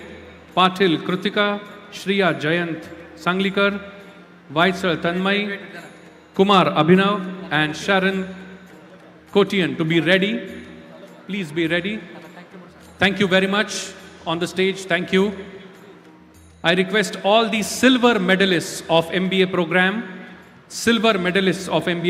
to come up on stage. Kritika Patil, Shriya Jayant Sanglikar, Tanmay Vaitsal, Kumar Abhinav, Sharon Kotian, all the silver medalists of Faculty of Management MBA program.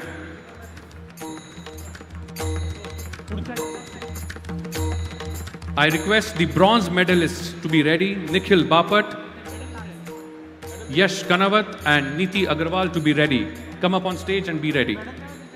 All are the silver medalists of MBA program. A big round of applause for everyone on stage.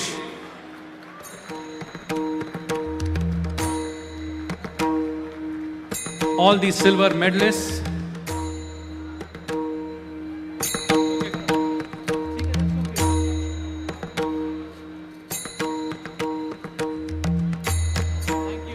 Thank you. I now request the bronze medalists Nikhil Bapat, Yash Karnawat and Neeti Narendra Agarwal to come up on stage. 2 from MBA program, 1 from BBA program, 3 bronze medalists. 3 bronze medalists of BBA and MBA. 3 bronze medalists. Let's give them a big round of applause, my friends. I now request the liberal arts team to be ready. Isha Sinha and Suzanne Feroz, please be ready on stage. Ishana Sinha and Suhana Feroz, please come up on stage. I request the Dean of Liberal Arts to join us on stage. The Dean of Liberal Arts, please join us. I request Ishana Sinha and Suhana Feroz, the gold medalist of the Liberal Arts, to come up on stage, please. Ishana Sinha, BA Liberal Arts, and Suhana Feroz, Bachelor of Arts, Psychology, gold medalist.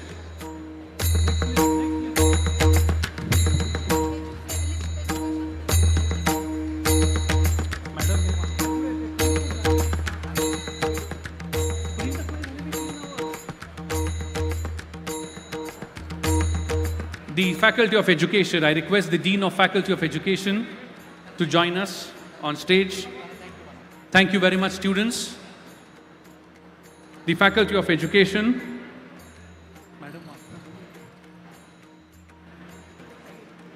Faculty of Education. Apurva Jindal. Mondal Farhad, the gold medalist of education. Apurva Jindal. Nasreen Mondal. Congratulations, the gold medalist of Faculty of Education. 2 gold medalists. A big round of applause to the 2 gold medalists of Faculty of Education. Gold medal, my friends, it's not an easy thing. A big round of applause. Thank you very much. I request the Dean of Fine Arts, Media and Journalism to join us on stage. I would take the names of the gold medalists of Fine Arts, Media and Journalism.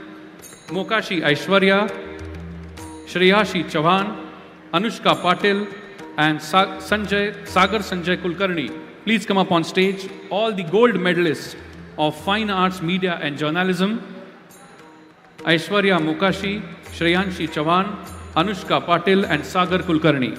All the 4 gold medalists of Fine Arts, Media and Journalism.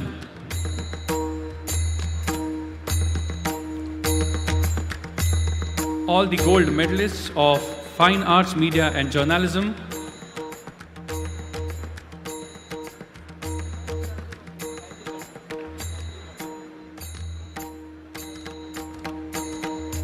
The silver Gayatri Gadgil, the gold medalist of Fine Arts, Media and Journalism, along with the silver medalist Bhumi Kotwani. She is the gold medalist, please. And Bhumi Kotwani, the silver medalist. Silver medalist.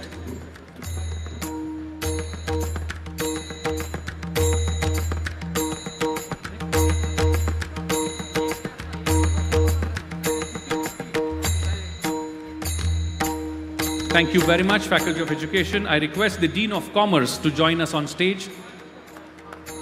The gold medalist, Nupur Sanjay Nupur Sanjay Kshirsagar, Simranjeet Kaur, to please join us on stage. Both the gold medalist of Faculty of Commerce, the MCom program and BCom program. Nupur Sanjay Kshirsagar, gold medalist. Simranjeet Kaur, gold medalist. I request Sneha Iyer and Simon Sharma, the silver medalist, to come up on stage. Sneha Iyer and Simon Sharma, the silver medalist of Commerce, please come up on stage. Thank you very much, gold medalist. Silver medalist, kindly proceed. I request the bronze medalist Nakul Gosavi.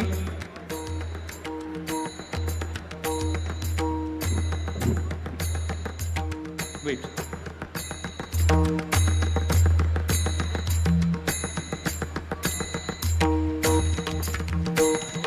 Thank you very much. I request the bronze medalist Nakul Gosavi to come up on stage. Nakul Gosavi, bronze medalist.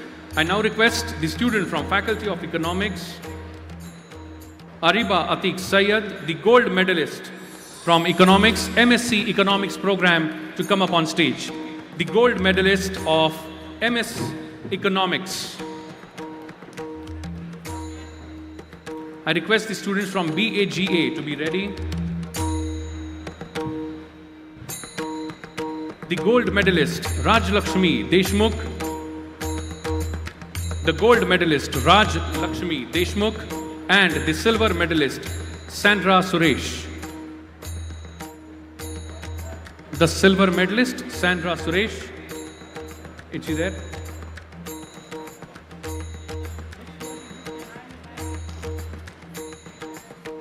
Thank you very much. I now request the Dean of Sciences to kindly come up on stage. The gold medalist from Faculty of Sciences, Aishwarya Karandikar, Bhargavi Dikshit, Ramesh Mrunmai Sanjay, Akanksha Parasar, Rutesh Gayakwad, Nachiket Garge, Aishwarya Shrivastava, Kejal Neve, and Soumya Bajpayee, all the gold medalists of Faculty of Science, MSc program of various specializations, the gold medalists. All are the gold medalists of Faculty of Sciences.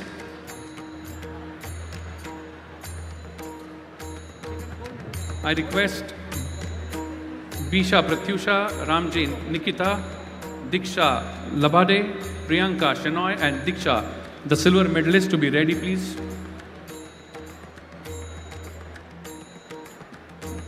A big round of applause for all the gold medalists of Faculty of Sciences.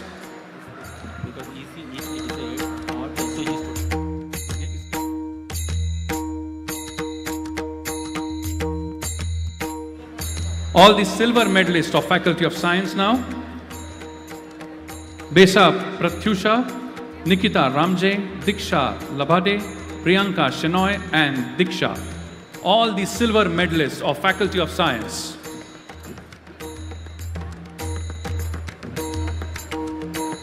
All the silver medalists of Faculty of Science. A big round of applause for all the silver medalists. Thank you very much. I request Kuldeep Yadav and Manish Kumar, the bronze medalists of Sciences, to kindly come up stage. 2 bronze medals in the Faculty of Science. Kuldeep Yadav and Manish Kumar. Heartiest congratulations. I now request the Dean of Sustainability Studies to join us on stage. The 3 gold medals of Sustainability Studies, Daniel Tara, Shalini Singh, and Pratiksha Chalke. Kindly come up stage. The 3 gold medalists of Sustainability Studies, Daniel Tara, Shalini Singh, and Pratiksha Chalke. The 3 gold medalists of Sustainability Studies, Masters in Public Health, Bachelor of Arts, and Postgraduate Diploma in AI Climate Action. Please put your hands together for all the gold medalists.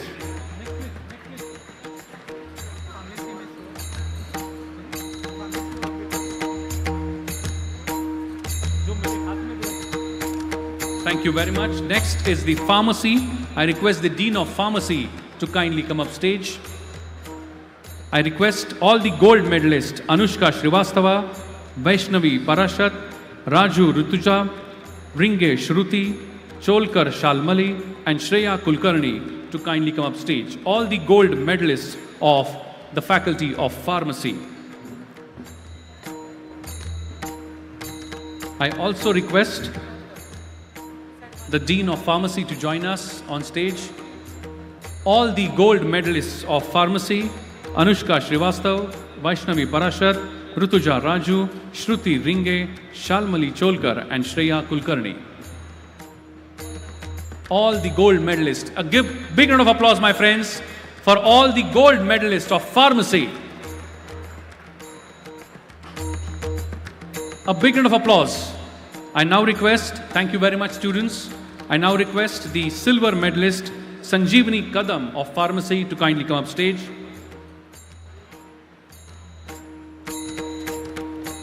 Sanjeevani Kadam, the silver medalist of pharmacy. A big round of applause for her. I now request the faculty Dean of Design to kindly come up stage. The 3 gold medals in the design faculty, Yash Abhyankar, Rucha Mangesh Karmarkar and Aishwari Malani, the 3 gold medalists.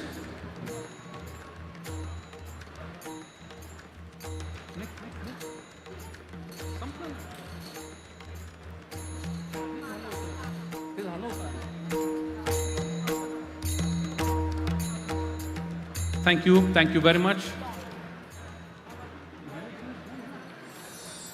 The Faculty of Law, I request the Dean of Faculty of Law to join us. The gold medalist, Pranjali, please come forward. The gold medalist, followed by the silver medalist, Ayushi Rai. Ayushi Rai, silver medalist.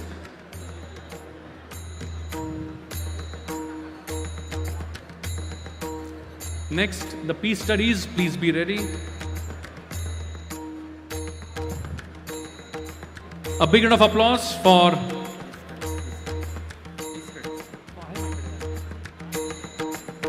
thank you very much. I now request the gold medalist of Faculty of Peace Studies, Anuja Patil, to kindly come up stage. The Master of Sciences in Yoga and Meditation. I request the Dean of Peace to join us on stage. The gold medalist.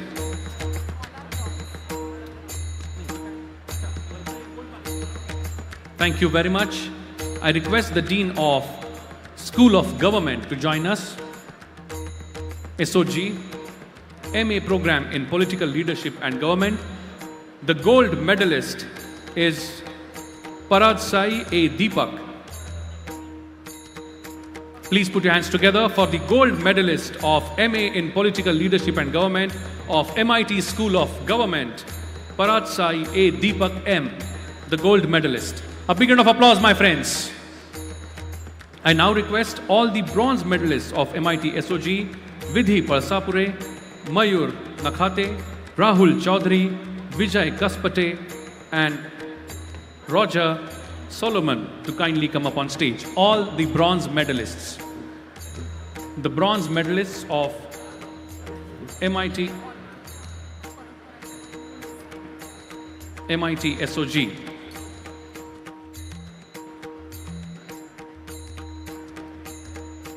Some of the names from the Faculty of Engineering are left. I'm taking the names again. If anybody's left, please come up stage. The gold medalist of Faculty of Engineering, I request the Dean of Faculty of Engineering to join us.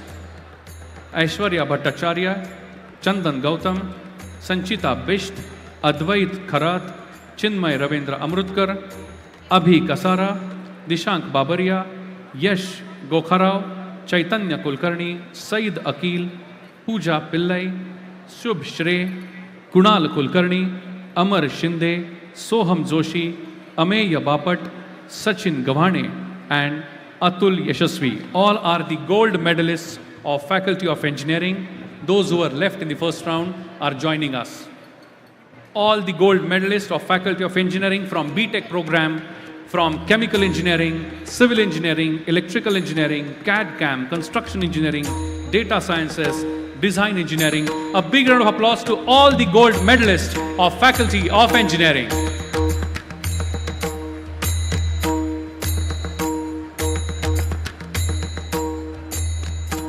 So many gold medals in the Faculty of Engineering. Such a beautiful photograph. Thank you very much. I request the silver medalist of Faculty of Engineering, Pravita Pujera, Satyam Kamlakar Morenkar, Ayush Rajesh Bulchandani, Anushka Gangdhar Satav to come up stage, please. The silver medalists of Faculty of Engineering. The bronze medalist of Faculty of Engineering, Rohan Patvekar. Done. Thank you very much.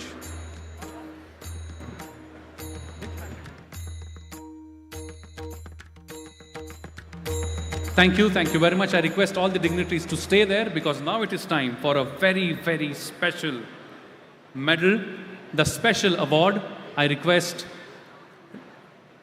the dignitaries to please confer upon. Please hold your breath, my friends. The President's Medal goes to Soumya Bajpayee. A big round of applause for the President Medalist of MIT World Peace University's 5th Convocation Award Ceremony, Soumya Bajpayee.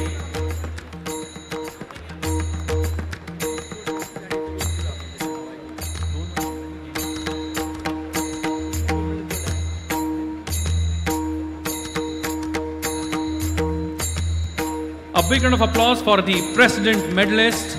Such an honor, such a glory, such a hard work. Everything pays off when you have the President Medal with you. A big round of applause once again.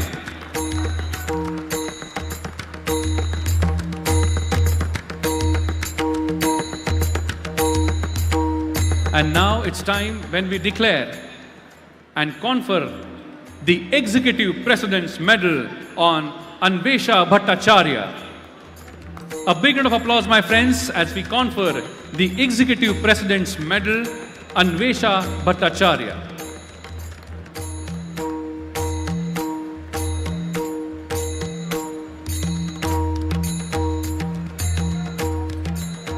A big round of applause, my friends, to Anvesha Bhattacharya, the Executive President Medalist.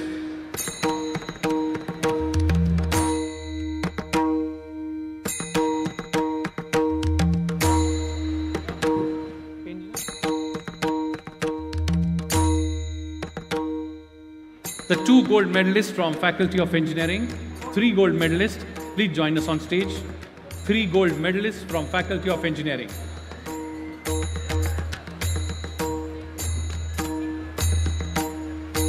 The gold medalist from Faculty of Engineering.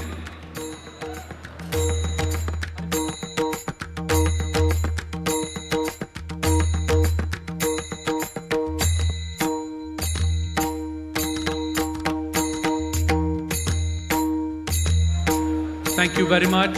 I request the silver medalist of Faculty of Engineering to join us on stage. Silver medalists, please come forward. Please join us. The silver medalists of Faculty of Engineering.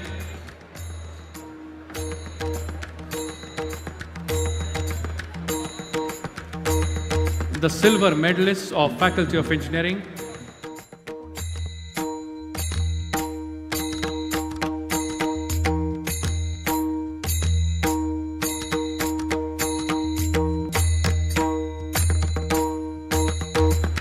Thank you very much, silver awardees of Faculty of Engineering.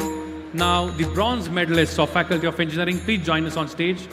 The bronze medalists. The bronze medalists.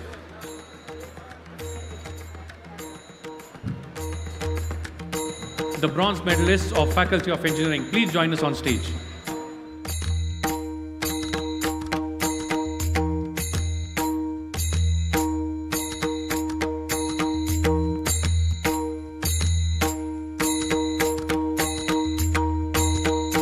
The bronze medalists of Faculty of Engineering.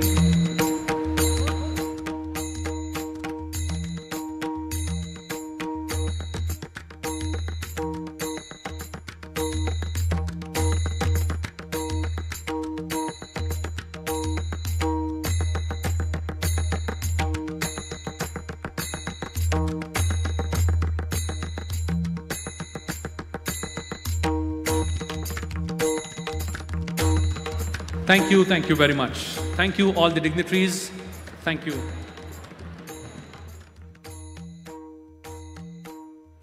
We have 2 more PhDs.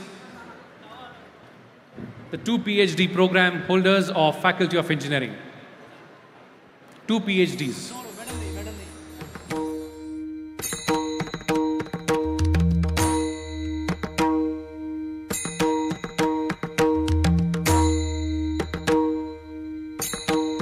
Thank you very much, dignitaries. Kindly accept the chairs. Thank you very much, sir.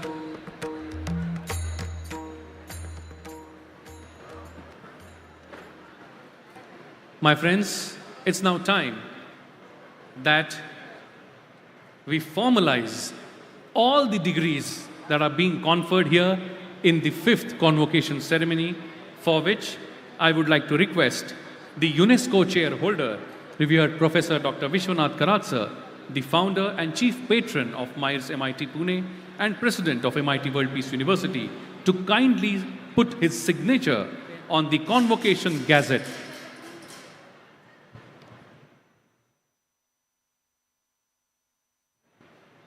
Revered Professor Dr. Vishwanath Karad sir is signing formally the Gazette of Convocation, which will formalize all the degrees which are being conferred here today in this 5th convocation ceremony.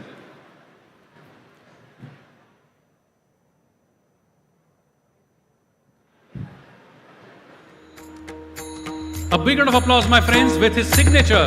Now your degrees are now formal. A big, big round of applause. Thank you, sir. Thank you very much. And on the occasion of this convocation, I request the Honorable Vice Chancellor of MIT World Peace University to kindly administer the oath.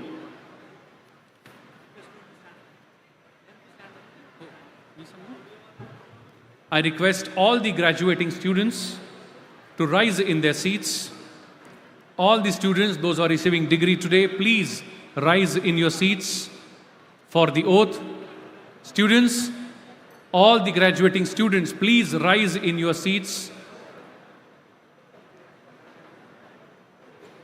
All the graduating students of this convocation, please rise in your seats. Please put your right hand forward. I request all the graduating students to please put your right hand forward.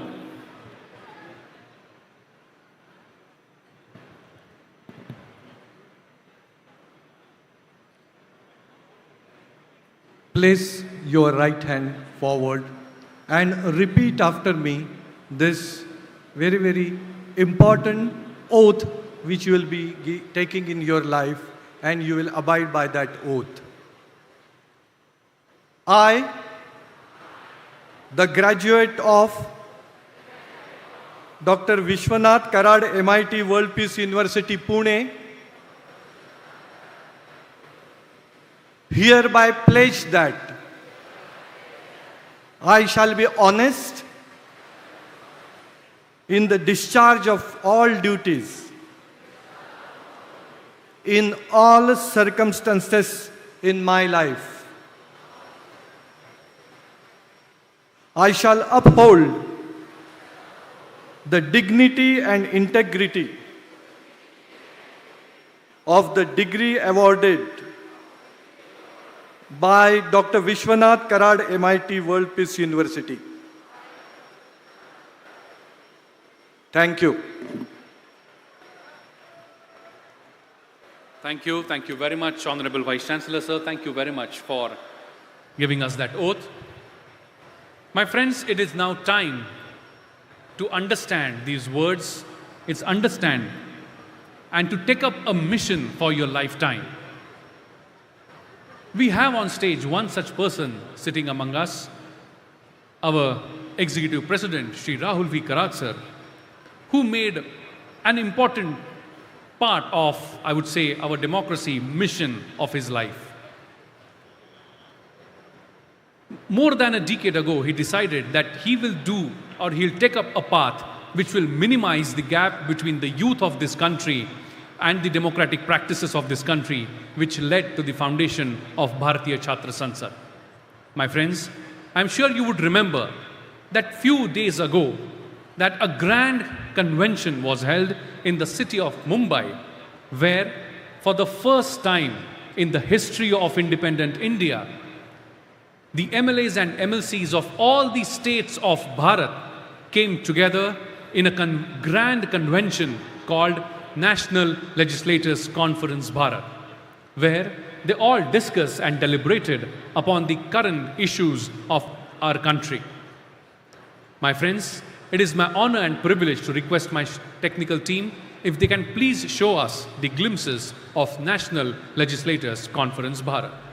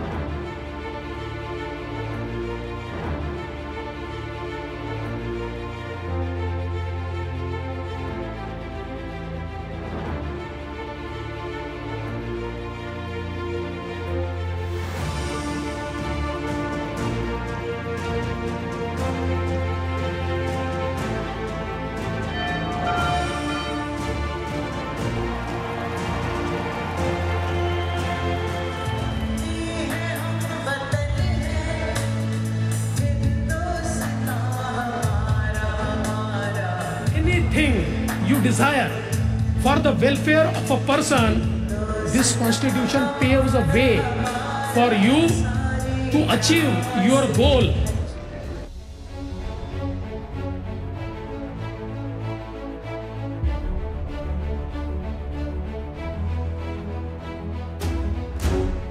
जो आप सभी विधायकों की अपेक्षा थी, एक views share करना, diverse views को सुनना और उन्हें जाकर अपने अपने स्टेट्स में इम्प्लीमेंट करना, मैं समझता हूँ ये राहुल कराड़ जी के इनिशिएटिव से निश्चित रूप से पूरी हुई है।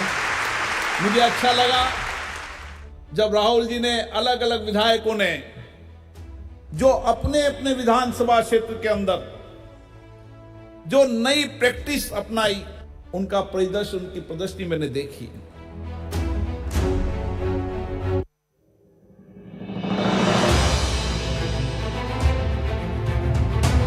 Thank you very much. Let's give a big round of applause to Managing Trustee of MIR and Executive President of MIR's MIT Pune, MIT World Peace University, and the Chief Initiator of MIT School of Government, the first school of Bharat for political leadership, and founder of National Legislators Conference, Bharatiya Chhatra Sansad, National Teachers Congress, National Women's Parliament, and Sarpanch Sansad.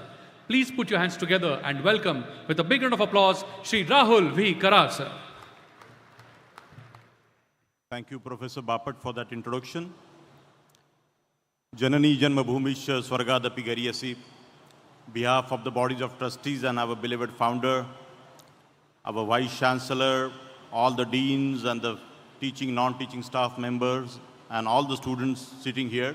First of all, let me welcome the chief guest of today's function, Shri Amitabh Kanji, a G20 Sherpa, the Niti Ayog, in the shaping of Niti Ayog, who played a crucial role with Honorable Prime Minister, Shri Amitabh Kanji. Thank you, Amitabh ji, for your presence today as a chief guest. I will request all the students, I think you have seen some of the medals we have given.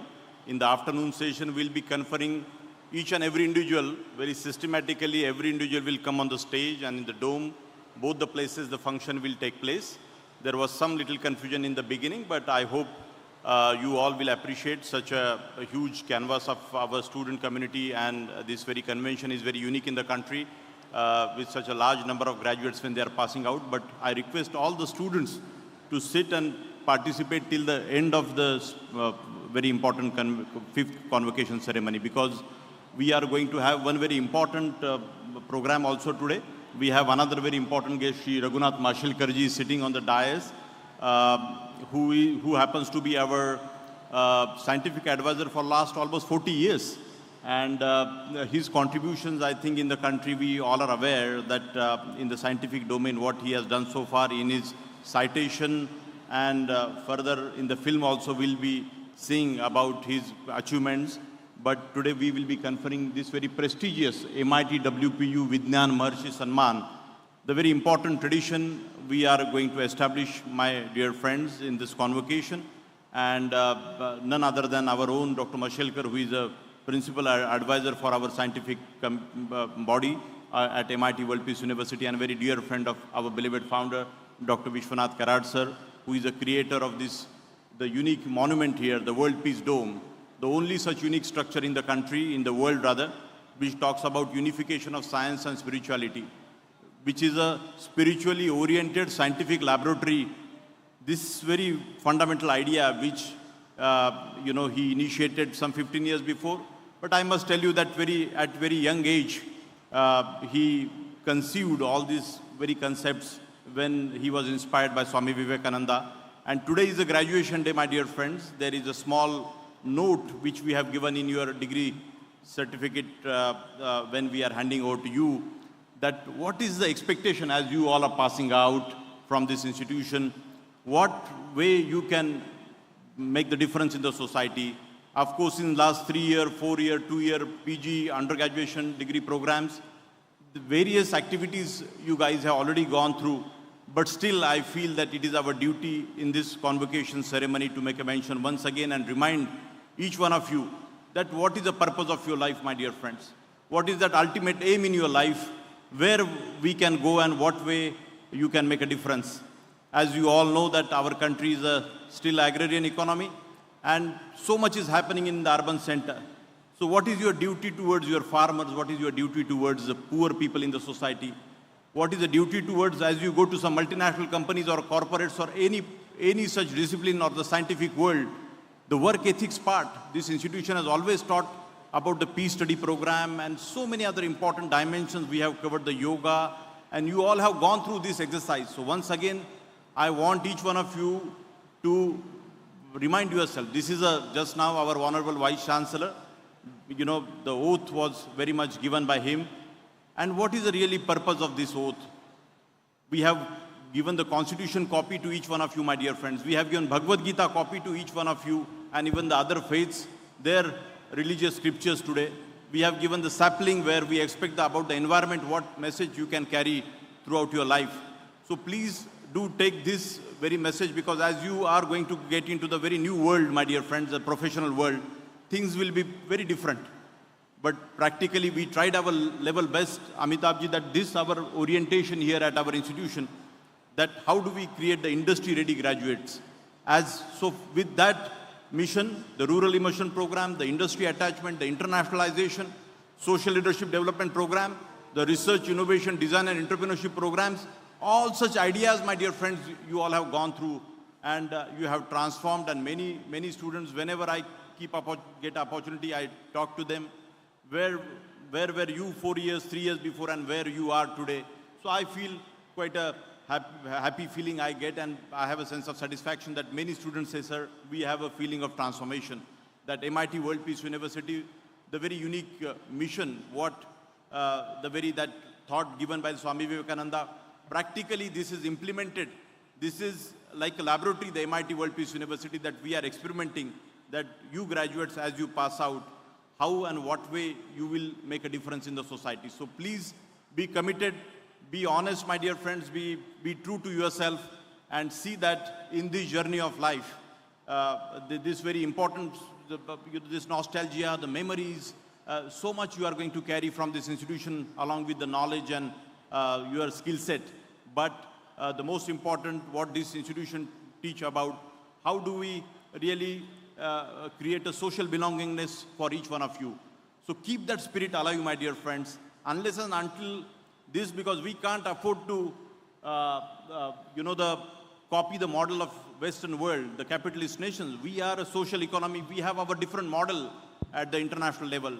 So keeping this spirit in mind, this message, I request each one of you to imbibe within yourself, and please do give my regards to your parents, family members, that this institution talks about the Vasudhaiva Kutumbakam, the whole society as one family, and these values of our founder president, Shri Dr. Vishwanath Karad ji. I hope that each one of you will try to carry that message and propagate, and you become the ambassadors of world peace tomorrow. Thank you so much once again. Lastly, I will just take 2 minutes wherein I must, in the capacity of Executive President, I must make a mention about this very important award in the field of science, what we are establishing. Why this award we have established, my dear friends? All the teaching faculty here sitting and everybody, we all are convinced that this award is going to make a huge difference in the country, and we are going to have an annual roundtable, the scientist conference also, carrying this very message of Dr. Raghunath Mashelkar ji. So here I want to say that science must solve technology, science must solve, technology must transform, and innovation must impact. But without science, there cannot be any technology or innovation, my dear friends. Therefore, we must respect scientists who create breakthrough that bring glory to our beloved nation. The nation must honor scientists not by just certificate and pat on the back, but also by monetary awards. The government has recently taken a decision. Recently, we heard that Bhatnagar Award is a very prestigious award. I don't know. Government has stopped. There was a 5 lakh rupees Rashi they used to give, but they are not giving. So here in this particular award, we will be conferring the 5 lakh rupees as a way of respect to our scientific community. So here I want to say, for example, the highest scientific award, Shri Shanti Swarup Bhatnagar Prize, used to be a cash prize of rupees 5 lakhs. Unfortunately, government has, for whatever reason, they have stopped. So we are today, conferring this award on the most beloved, our own scientist, Shri Raghunath Mashelkar ji. The private sector industry foundations such as Infosys, Firodia groups, they are only ones that will be giving some cash prizes in the science domain, my dear friend. But I feel that like a private industry, our private educational institution, the MIT World Peace University, we have come forward with the responsibility that some such award can be established. We at MITWPU have always strived to be a first and the best, my dear friend. So I am very happy to announce that our MITWPU will be the first private educational institution in the country that will honor the legendary scientist with the cash prize of rupees 5 lakh, none other than the most respected Raghunath Mashelkar ji. Please give a great round of applause to Shri Raghunath Mashelkar ji for his contribution in the area of science and technology. It is being called MITWPU Vidyan Maharshi Sanman, or MITWPU Science Legend Honor, my dear friends. We had no difficulty whatsoever in choosing the first awardee unanimously. The Scientific Advisory Committee, they have chosen our own beloved Shri Dr. Mashelkar ji. And that is, ladies and gentlemen, this is about Raghunath Mashelkar ji, of course I'm mentioning. Dr. Mashelkar is a very well known for many of his towering achievements, but we have to recognize that he has received some of the highest awards globally for the breakthrough fundamental scientist research done by him in the field of polymer science. We want to set the highest benchmark, and therefore honoring Dr. Mashelkar today will say that the highest benchmark for the future awards. So this award, we believe that the many scientists in the future, they will aspire, because I am very glad that Dr. Mashelkar accepted this honor from our institution. Ladies and gentlemen, let us give a very first winner of MITWPU Science Legend Honor a thunderous round of applause once again. Thank you, Dr. Mashelkar, sir, for your participation today. Thank you. Jai Hind, Jai Bharat. Thank you very much, Shri Rahul V. Karad, sir. Thank you very much for your words, and thank you very much for the thought that you have put forward. My friends, today we are now going to witness the moment, the prestigious award, the MITWPU Vigyan Maharshi Samman, upon the distinguished individual whose contribution to the world of science and innovation have been nothing short of extraordinary. This award is a recognition of the lifetime dedication to the pursuit of knowledge, and it is our privilege to bestow it upon Dr. R.A. Mashelkar ji. The MITWPU Vigyan Maharshi Samman Award is a symbol of our deep respect and admiration to the dedication, dedicated lives to the achievement of science and the betterment of society. Dr. Raghunath Mashelkar, Padma Vibhushan awardee, has made significant contribution to the world of science and innovation. As the Chancellor of the Institute of Chemical Technology, Mumbai, and former Director General of the Council of Scientific and Industrial Research, CSIR, he has played a pivotal role in advancing scientific research and promoting innovation in our nation.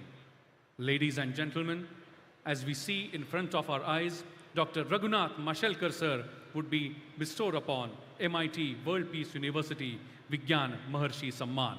Let's give him a big, big round of applause, my friends. So please remain seated. I would now like to request my technical team to kindly relay a small film made on life, work, and dedication of Dr. R.A. Mashelkar ji. Dr. Raghunath Mashelkar is a renowned national research professor and was the longest-serving Director General of Council of Scientific and Industrial Research, CSIR. Dr. Mashelkar has made contributions in transport phenomena, particularly in thermodynamics of swelling, superswelling, and shrinking polymers, modeling of polymerization reactors, and engineering analysis of non-Newtonian flows. He was also chairman of National Innovation Foundation during 2000 to 2018. He was the president of Indian National Science Academy and also the president of Global Research Alliance. Dr. Mashelkar has many firsts to his credit. He was the first Indian to win the most prestigious TWAS Lenovo Science Prize, the highest science prize by the World Academy of Science. First Indian from India to be elected as Fellow of US National Academy of Inventors. First Asian scientist to win the Business Week USA Award of Stars of Asia at the hands of George Bush Sr., the former President of USA, and the first and only scientist to win the J.R.D. Tata Corporate Leadership Award so far. He is the only third Indian engineer to have elected as Fellow of Royal Society, seventh Indian scientist to have been elected as Foreign Fellow of US National Academy of Science, and seventh Indian to have been elected as Foreign Associate of American Academy of Arts and Science. Dr. Mashelkar has been on the board of directors of India's most reputed companies, which include Reliance Industries Limited, to Tata Motors, to Hindustan Lever Limited. He was a member of the Scientific Advisory Council to the Prime Minister, set up by successive governments for 30 years. The President of India honored Dr. Mashelkar with Padma Shri in 1991, with Padma Bhushan in 2000, and with Padma Vibhushan in 2014, three of the highest civilian honors in India. We warmly welcome Dr. Raghunath Mashelkar. A big round of applause, my friends. I request Honorable Vice Chancellor R.M. Chitnis sir to kindly read the citation of honor. It is an honor and privilege to present the very first MIT WPU Vigyan Maharshi Samman to Dr. Raghunath Ananta Mashelkar, specifically for his pioneering and path-breaking contributions to basic scientific research. With his record of 287 research papers, 28 books, 29 patents, Dr. Mashelkar sir is the only Maharashtrian in 363 years to have signed the same book Sir Isaac Newton signed on getting elected as a Fellow of Royal Society, London. He is the first ever Indian from India to receive the World Academy Science Lenovo Science Prize 2018. He was the first Indian in India to get elected as a US National Academy Inventors in 2017. To propagate Gandhian engineering further, he created in his mother's name Anjali Mashelkar Foundation, which gives over past 12 years the prize to those young innovators who make high technology work for the poor.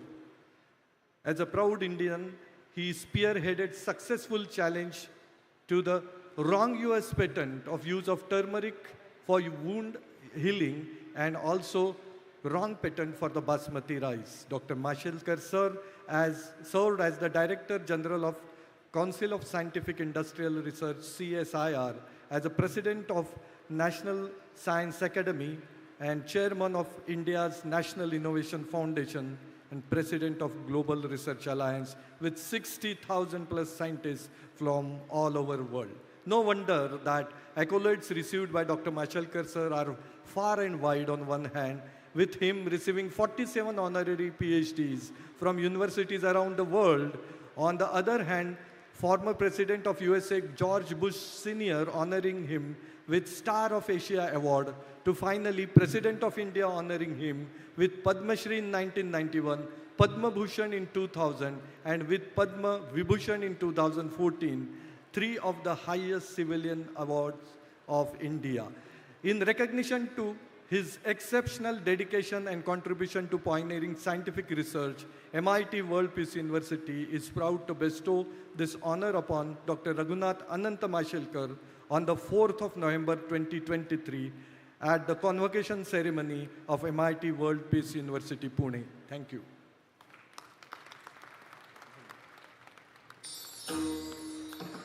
A big round of applause, my friends, as we confer MITWPU Vigyan Maharshi Samman for the very first time in the history on Dr. Raghunath Mashelkar ji.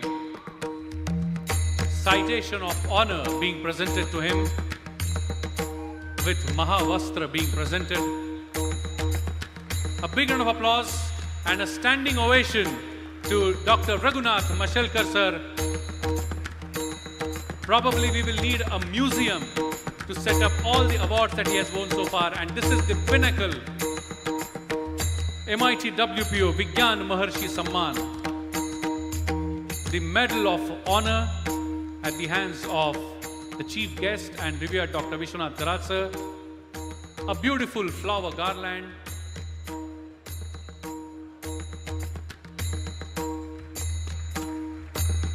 and a sum of rupees 5 lakh rupees.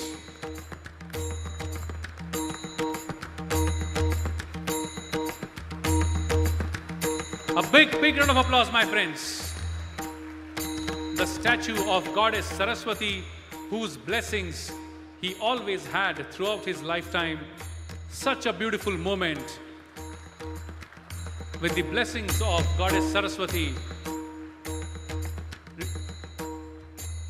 Dr. Raghunath A. Mashelkar sir. A big round of applause once again for his entire dedication, for his lifetime.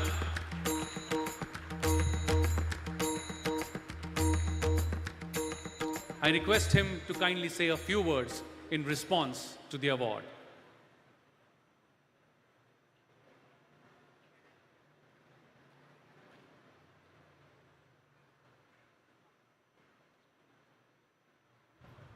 My friends, once again I'm tempted to ask you, please give a big round of applause and welcome Dr. Raghunath A. Mashelkar sir. Thank you very much. I am normally not short of words, but today I am. Our Honorable President, Dr. Vishwanath Rao Karad, our most beloved and most respected Chief Guest, Shri Amitabh, Kant, Vice Chancellor, Dr. Chitnis, our most dynamic and visionary leader, Rahul Karad, another great leader, Mangesh Karad, distinguished deans, faculties, proud graduates of the day, their equally proud parents, ladies and gentlemen. This is a very special moment in my life to receive such an honor from an institute that I have known for 40 years, 1983 onwards. We were just talking in the morning. And this honor is also very special for me because I receive it from my dear friend, the most respected Kanji. I call him the architect of New India that you see in front of you.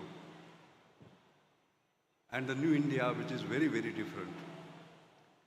Let me just, first of all, congratulate all of you for receiving the degrees today. Also the medalists for receiving the honors today. But I want to emphasize that दीक्षांत का मतलब शिक्षांत नहीं होता. Lifelong learning is going to be extremely important for you.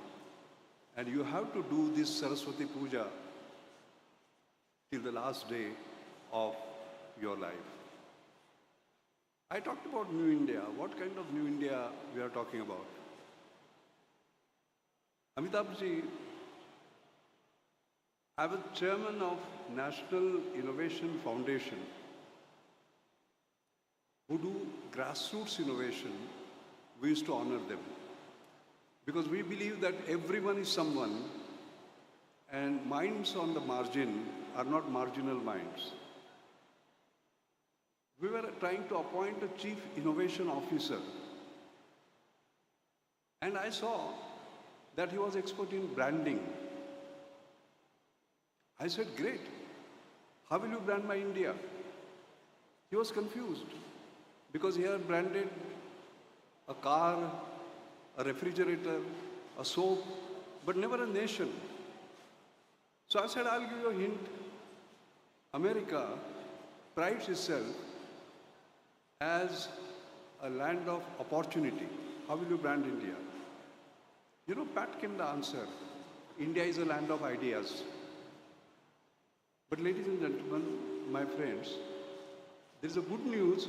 India is a land of ideas, but US is a land of opportunity. What Amitabh Kanji has done under the dynamic leadership of our Prime Minister is making India as a land of opportunity. I'll give you an instance. For instance, Startup India was started. I remember Amitabh ji drove it from Niti Aayog.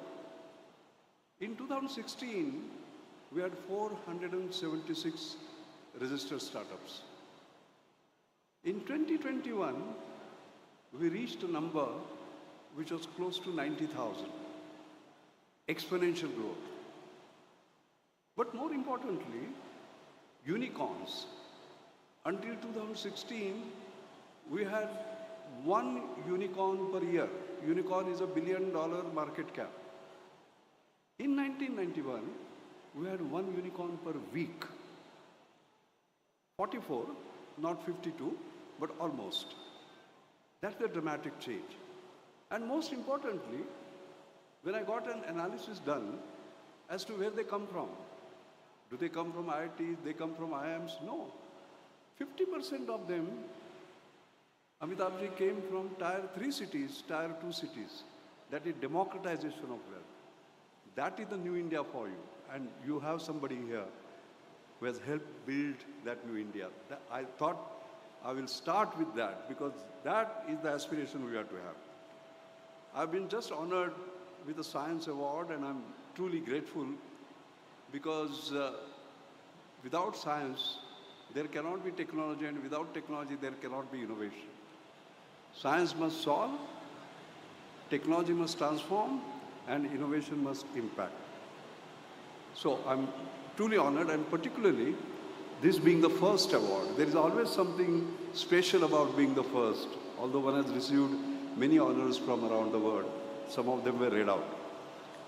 I'll take 5 more minutes to just do two things. First, as a scientist, you will expect me to give an equation or say something in terms of an equation. I will not disappoint you. There's a discussion among the scientists as to which is the most powerful equation that scientists have created. Somebody got up and said Newton's law. force equal to mass into acceleration. Somebody got up and said, no, Einstein, E equal to mc square. They asked me, what do you think? I said, not Newton, not Einstein. The most powerful equation is E equal to F. Education equal to future. And that is why today's degree ceremony is very important, because that is the foundation of your future that you are going to build. Then you would say, this is not good enough. You can't just propose an equation, you have to prove it. So I will prove it to you. So on 17 March 2000, I remember there was a ceremony in Rashtrapati Bhavan when Ratan Tata and I got Padma Bhushan at the same time. So you would say, how does it prove? That is because it came from, at the hands of R.K. Narayanan, who was then the president. Then still you would say, but how does it prove it? R.K. Narayanan was born in a very poor family. He walked kilometers to go to school, and his parents were so poor that he would stand outside the class and take notes.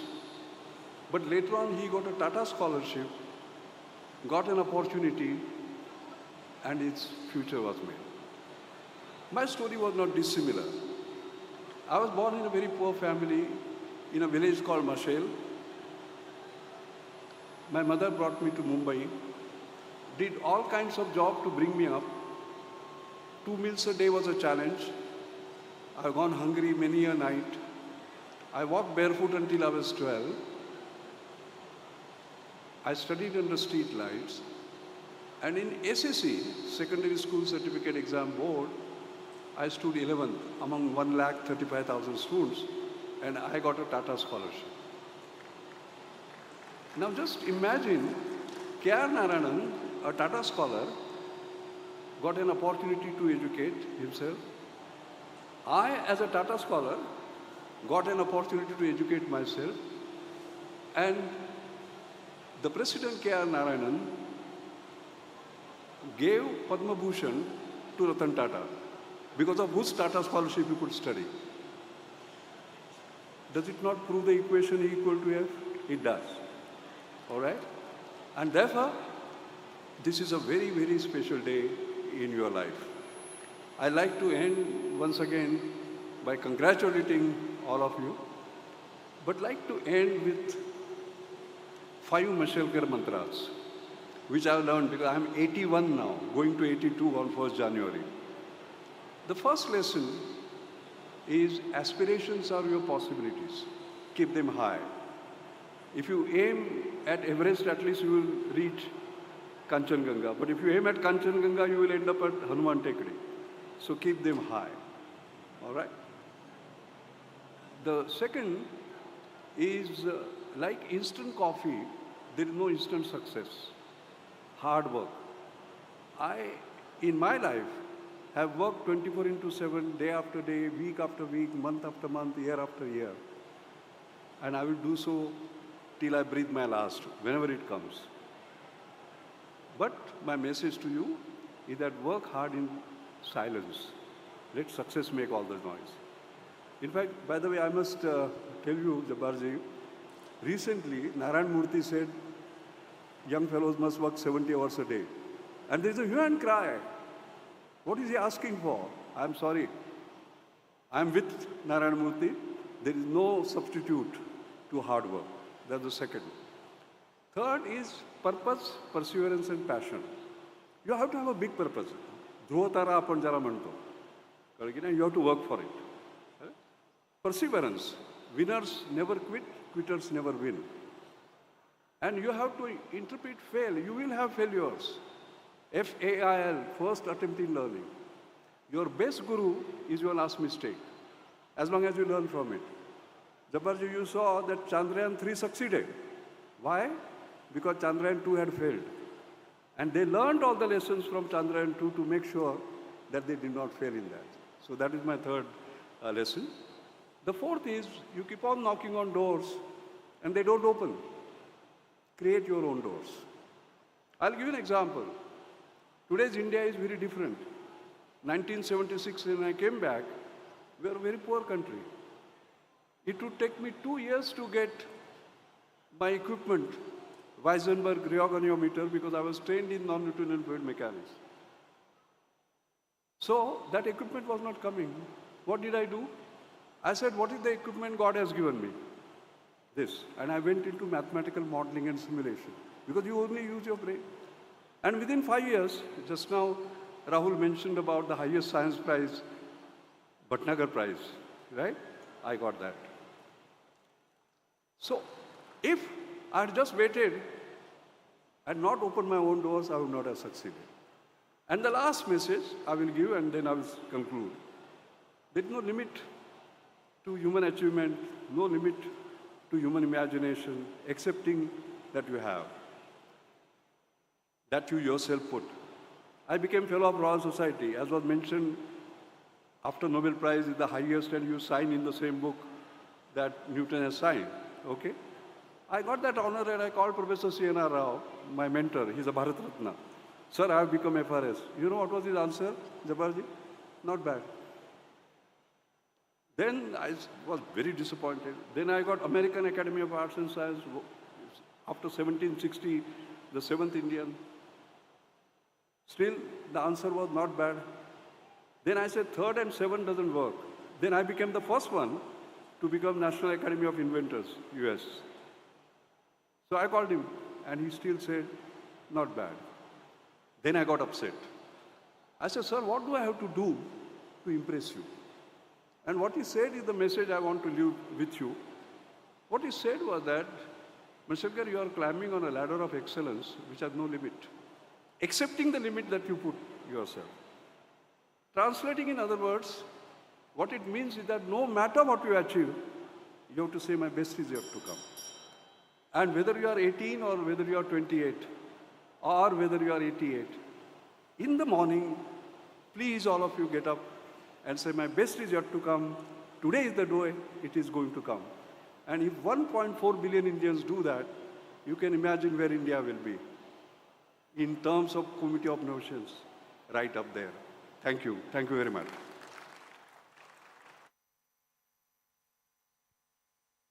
Thank you, sir. Thank you very much for your words of wisdom.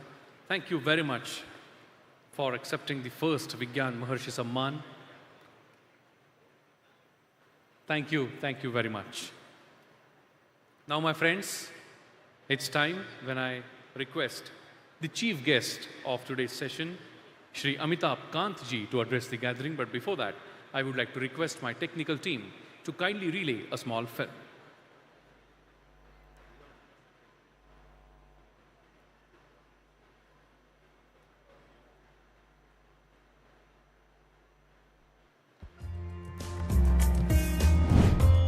Shri Amitabh Kant is a governance reformer and a public policy expert from India who has driven key reforms and initiatives.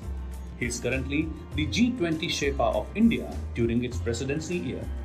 He has played a pivotal role in translating Prime Minister Modi's visionary plans into tangible achievements. His unwavering commitment and innovative strategies have been instrumental in turning these visions into prosperous reality for Bharat. He is the former CEO of the National Institution for Transforming India, Niti Aayog, the Government of India's premier policy think tank, and prior to that, served as the Secretary of the Department of Industrial Policy and Promotion. He is a member of the Indian Administrative Services, IAS, Kerala cadre of the 1980 batch. He did his graduation in Economics, Honours, from St. Stephen's College, Delhi University, and MA from Jawaharlal Nehru University. He is a Chevening Scholar and has also undertaken a midterm course with John F. Kennedy School of Government, Harvard University, and Indian Institute of Management, IIM Ahmedabad. He has also served as the Chairman and CEO of the Delhi-Mumbai Industrial Corridor Development Corporation from 2009 to 2014 and has also worked as Joint Secretary of the Ministry of Tourism from 2001 to 2007.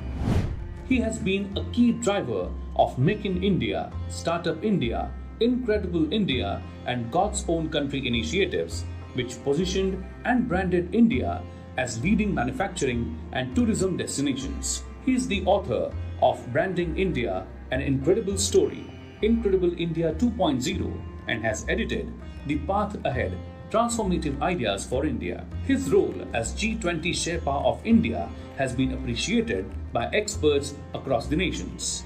His tireless efforts and diplomacy negotiations in getting consensus on the New Delhi Declaration is a true example of leadership with vision. The successful hosting of the G20 summit has shown that the Bharat has now risen to the global stage and one of the prominent stakeholders, and a major share of the credit goes to Shri Amitabh Kant ji for his outstanding achievement and great display of patience, dialogue and leadership. We warmly welcome Shri Amitabh Kant. Please put your hands together and welcome with a big round of applause, my friends, Shri Amitabh Kant ji.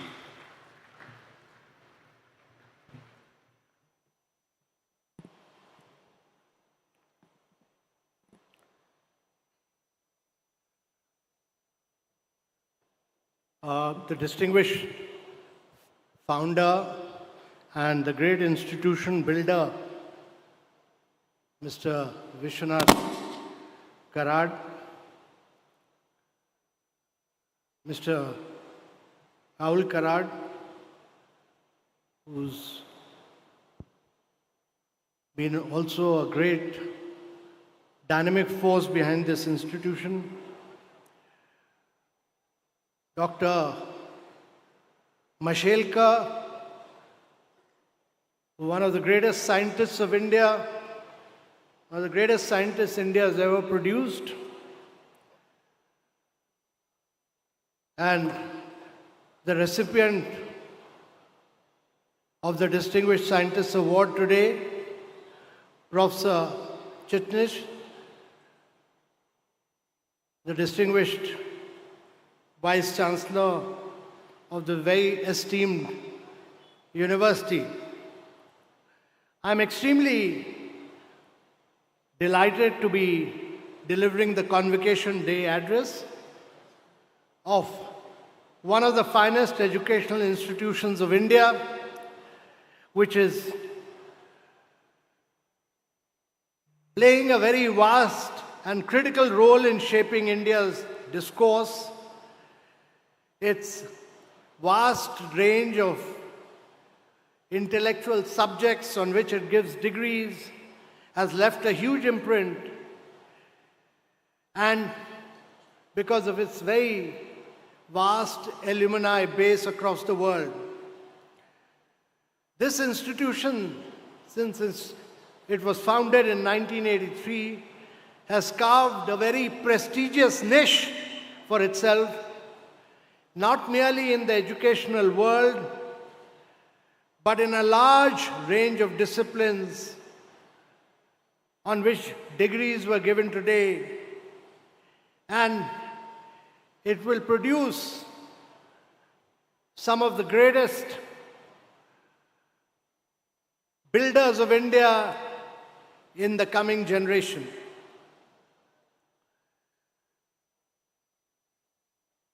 I'm truly delighted because this is an era of disruption that is taking place, and MIT, which was been founded on the bedrock of a lot of disruption across a range of disciplines. India is today a $3.5 trillion economy. We are heading to be a $5 trillion economy. And by 2027, we'll be the third largest economy in the world. The Prime Minister has termed it as the Amrit Kal period, where we should grow at high rates of 9 to 10% per annum, year after year. Ladies and gentlemen, we are a country where all of us have digital identity. All of us have mobiles. All of us do digital fast payments. We have technologically, as Dr. Mashelkar has said, we have pole vaulted in a range of areas. We have over 850 million internet users. We add an internet user every 3 seconds. We are the largest consumer of data in the world, and our data costs are the lowest. Almost 1/20th the cost of data compared to the USA and 1/10th the cost of data in United Kingdom. Our app downloads are more than the app usage of USA and China put together. And therefore, today, we are doing 11x more digital payments than what USA and UK does. We do 4x more than what China does. But we have leapfrogged in cashless and paperless credit. We have pole vaulted in providing insurance to our citizens, which is cashless and paperless. We have pole vaulted in putting money into the beneficiaries' account. During COVID period, we gave money in 800 million accounts. And today, in over 650 schemes of the government, we put money into the accounts of beneficiaries without any leakage. We are seeing a huge amount of disruption because we are the third best startup ecosystem in the world. When we started the Startup India movement in 2016, we had only 156 startups. Today we have 110,000 startups. We have over 110 unicorns. When I was growing up, there was very little option. You either joined the government or you joined the private sector. Most of us joined the government. But if I was given an opportunity today, I would have preferred to innovate. I would have preferred to do my own startup, as many young people are doing.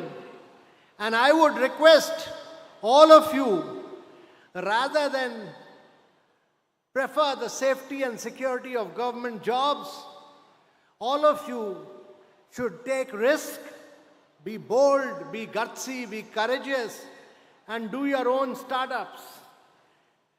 If you look around in India, there are many, many startups who have done path-breaking work. If you look at PhonePe, in the field of payment, it beats Google Pay, it beats WhatsApp. If you look at drones, there is Asteria Aerospace, which uses robotics and AI to develop drone-based solutions to military and police forces. It also provides drone-based solutions for autonomous surveys. If you look at agriculture, you look at Cropin, and Cropin enables data-driven projects across geographies. It provides real-time insights on standing crops and helps raises crop productivity. It helps drive agri-tech innovations. If you look at Urban Clap, it provides services, all services, from electrician to plumber to beautician in all urban areas. And as a digital platform, they have, in urban areas, connected the gap between demand and supply of service providers, and they have done transformational work. Today, you're finding startups in improving learning outcomes, in health outcomes, in nutrition, in many areas. If you look at the world also, the world around us, some of the biggest startups like Amazon, which started as an online bookstore, today it is a tech giant that also sells books. And it began as an online bookstore run out of a garage. This company today is the #1 company in the world. And Jeff Bezos' extraordinary story demonstrates how taking a leap of faith can lead to staggering successes and how the world can be disrupted.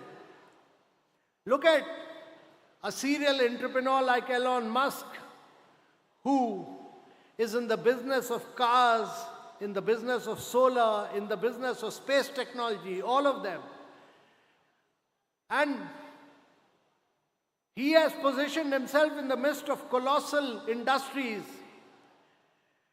From energy and technology, he's at the intersection of both.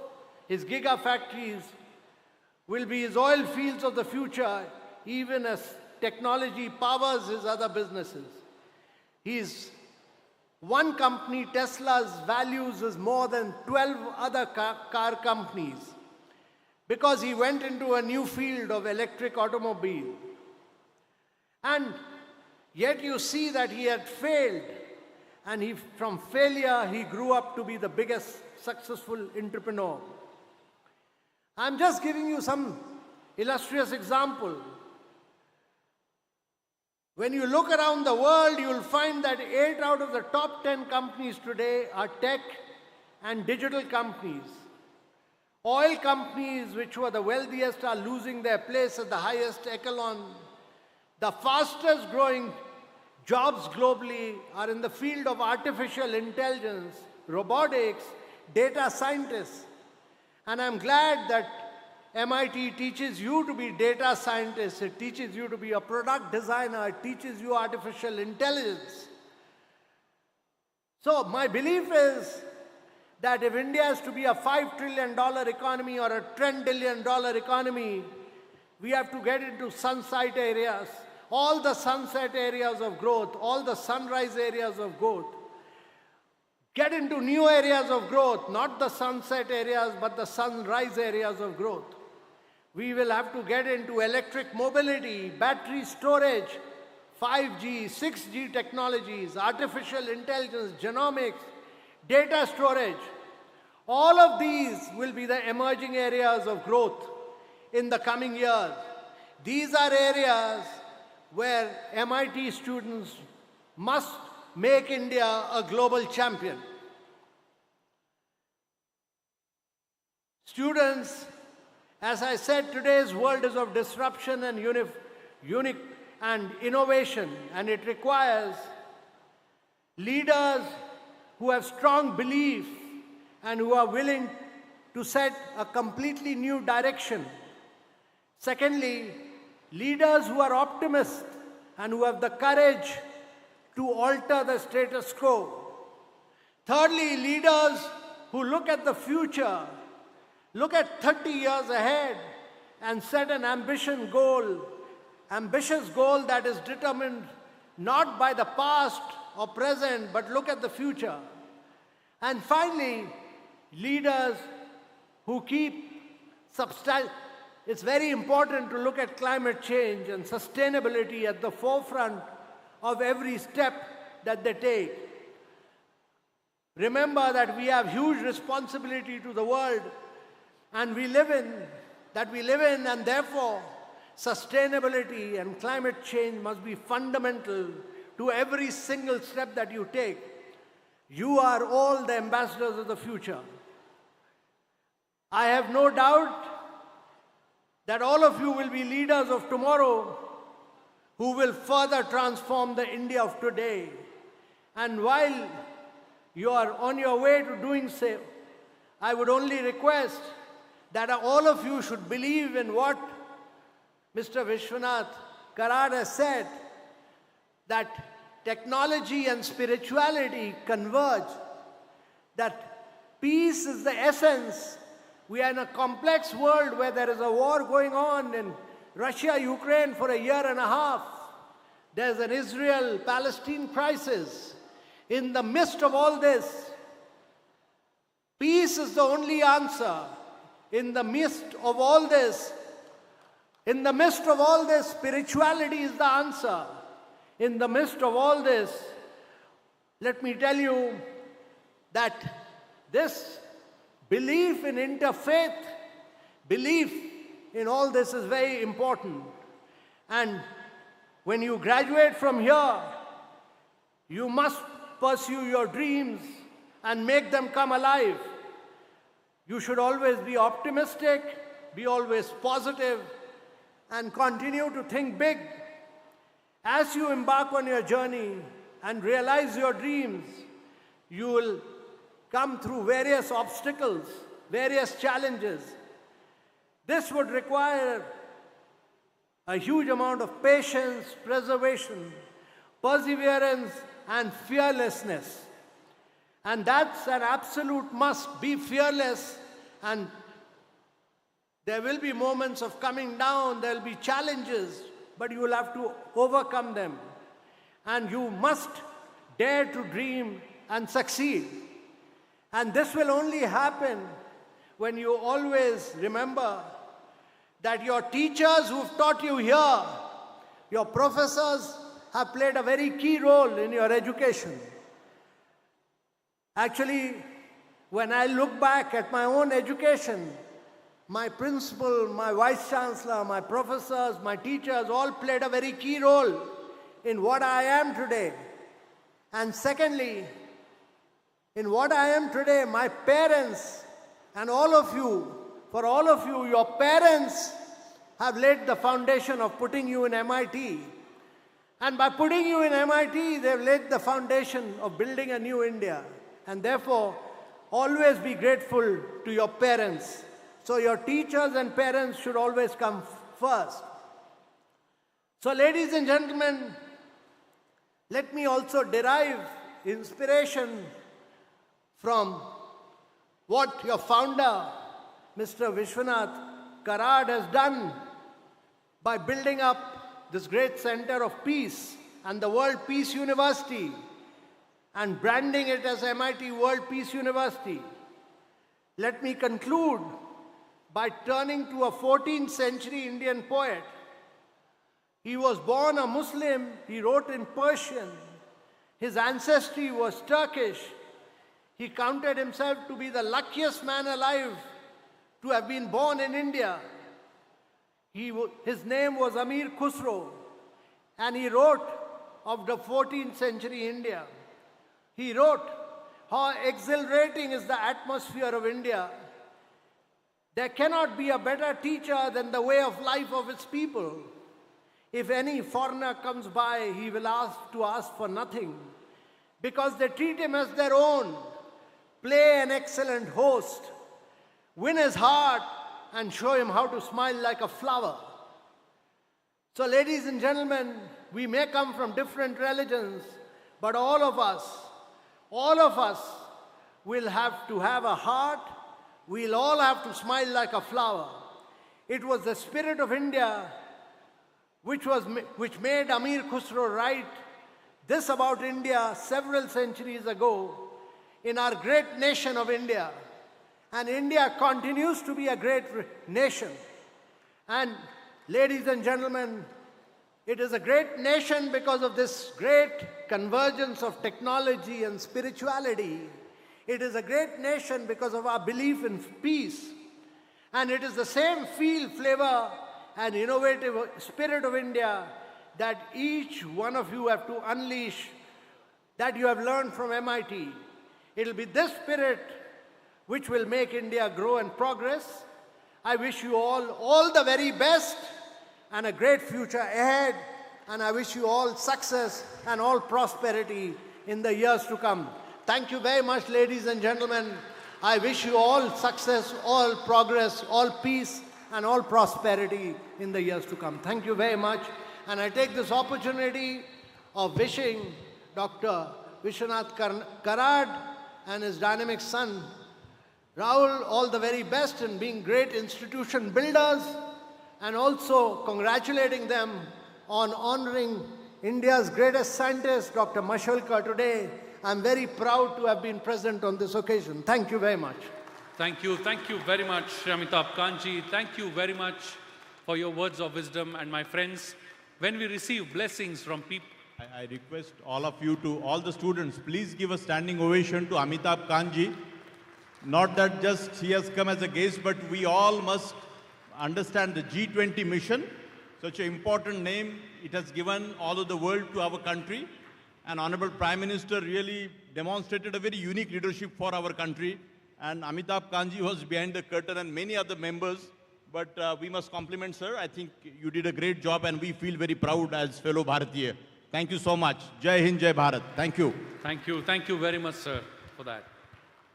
My friends, we all are witnessing this 5th convocation at the foothills of St. Ganeshwara World Peace Prayer Hall. And it is time when I request the creator of the same, the UNESCO chairholder, revered Professor Dr. Vishwanath Karad, sir, to address the gathering. Please put your hands together and welcome with a huge round of applause, revered Professor Dr. Vishwanath D. Karad, sir. Friends, it truly fills my heart with a sense of pride and pleasure when I stand before you on this unique and most historic occasion of the 5th convocation ceremony of this MIT World Peace University, especially for the reasons that I have a tremendous sense of duty to say that two things have happened which have created history in my mind. Having observed this philosopher St. Ganeshwara World Peace Dome, the words which were expressed by Mr. Amitabh Kant Sahab, and more than that, possibly the honoring one of the great noble son of India, the great scientist, being called as a great scientist, Rushitulya scientist, Vijnana Maharshi is the word which has been used. Thank you, Rahul and his team and the Vice Chancellor, because I feel that this will be recorded as a history in the life of the World Peace University itself. And it is going to give a big message. You have heard the details of the achievements of Dr. Mashelkar, sir. Fortunately, our MIT institution has been together working under his guidance for the last 40 years. When I had gone to him to seek the advice on making the syllabus and structure of polymer engineering. लंबी कहानी है भाई, लेकिन मुझे बहुत आनंद है, खुशी है कि ऐसे लोगों की जीवन में पहचान हो गई। विजय भटकर हो या कोई दुनिया के बड़े साइंटिस्ट हो, और आज अमिताभ कांत साहब का यहाँ आना, it's an indication for a new journey, new mission. मैं इतना ही कहूँगा, ज़्यादा बोलना उचित नहीं है, टाइम तो हो गया है। लेकिन especially when you can know, for friends, that when 48 universities of the world conferring Doctor of Letters or the D.Litt on one person, Dr. Mashelkar is the first Indian, a great noble son of India, who has been recorded in the Royal Society of London. Do you know Royal Society has a tradition? The first signature was by Dr. Newton, Isaac Newton. And there are 400 names. And unless someone passes away, there is no new addition. Can you believe that your own brother, own friend, own guide, he has been the chairman of that Royal Society of London, first Indian. बड़ी लंबी कहानी है, क्या बताऊं कैसे आना हुआ, उनके फैमिली में उनके माता का आशीर्वाद। लेकिन ऐसे जो शख्सियत बोलते हैं जिसको मैं अभिवादन करता हूं कि Mashelkar Shri have been giving us the guidance and encouragement and this very dome. Let me tell you friends, Amitabh साहब आपके लिए मैं बोल रहा हूं, आपने बहुत तारीफ किया। ये हमारा नहीं, ये भारत माता का है, ये समझना बहुत जरूरी है। ये कोई पर्सनल प्रॉपर्टी नहीं होती भाई। जो संदेशा है फिलोसोफर सन Dnyaneshwar to doctor Albert Einstein, you can take the name of Schrodinger, Penrose, so many other great names of the world of the science and philosophy. This is one of the most unique monumental creation. It was Dr. Raghunath Mashelkar himself who had described this dome. He said, बड़ा डोम की बात नहीं भाई, structure की बात नहीं होती है, संदेशा क्या है, what the message of this dome, what the philosophy behind this, concept क्या है, मैसेज क्या है। विश्व कल्याण की बात हो, विश्व शांति की बात हो, मन शांति की बात हो, आत्म शांति की बात हो, इसके लिए रास्ता कौन सा है भाई? वो सिखाने का दायित्व भारत के तरफ है। भारतीय संस्कृति, भारतीय परंपरा, भारतीय तत्वज्ञान, तीन शब्द हैं। And the very first Parliament of Science, Religion and Philosophy when was held in 1996, the first one, and for the first time when men of science, men of religion, men of spirituality and men of philosophy came on common platform. Mashelkar sir को पूछो, भटकर को पूछो, doctor Surendra Barlinge मेरे गुरु थे जो ईश्वर को नहीं मानते थे, बट ईश्वर न मानने वाला ईश्वरीय व्यक्तिमत्व था। देव माननारा देव मानुस, जरा कर्मयोगी बोला जाता है। ज्ञान, कर्म और भक्ति तीन मार्ग है ईश्वर नाम की शक्ति की पहचान करने के लिए। अनुभूति है वो। डोम आएंगे, देखेंगे, समझने की कोशिश तो करो, संदेशा क्या है। And why the man of spirituality, the man of संत, ऐसे लोग अंदर है और शास्त्रज्ञ और तत्वज्ञ बाहर है। मकसद तो समझो, आत्मचिंतन की बात है, सिर्फ बॉडी और ब्रेन की बात नहीं, आत्मा और मन, जिसे अध्यात्म शास्त्र कहा जाता है। And the whole world friends I feel satisfied, not egoistic. मैंने ये किया ऐसा कभी मन में आता ही नहीं। There is some individual force और एनर्जी जिसे ईश्वरीय शक्ति बोला जाता है। ईश्वरीय शक्ति है, व्यक्ति नहीं, इतनी समझ में आया। और ऐसे बड़े बड़े शास्त्रज्ञ, अमिताभ जी हो, रघुनाथ मशेलकर हो, सामने मेरे बहुत बड़े बड़े लोग बैठे हैं। I am just trying to interact and understand myself. What is the duty? Duty, religion की बात होती है। Religious scriptures are life guiding scriptures. एक शब्द है। भगवत गीता हो, मोदी जी ने एक बार बहुत बड़ा उच्चारण किया जापान से आने के बाद, भगवत गीता के सिवाय मेरे पास देने को कुछ नहीं, ऐसे बोले। तो इस संस्था ने 1.25 लाख प्रति छापकर उसको बच्चों में बांट दिया। But it's a message for the very unique mission of what India stands for. Indian culture, tradition, philosophy का एक संदेशा दुनिया के लिए, विश्व शांति के लिए देने का ये टाइम है। मैं आप सबको अभिवादन करता हूँ, कान साहब को, मशेलकर को और आप सब लोगों को। And to my friends who are passing out from the portals of this institution, convey our regards to your mother and father and the family which should feel proud of you. आप पे नाज होना चाहिए। कुलीन कन्या और कुलीन सुपुत्र की बात होती है। कौन से रास्ते से चलना तय करो, संकल्प करो, and then really make a name, a great name of Mother India as a Vishwaguru in the future. But discipline and commitment की ज़रूरत है भाई। वही एक रास्ता है भारत के लिए। भारत विवेकानंद की भाषा में उभर कर आएगा ही।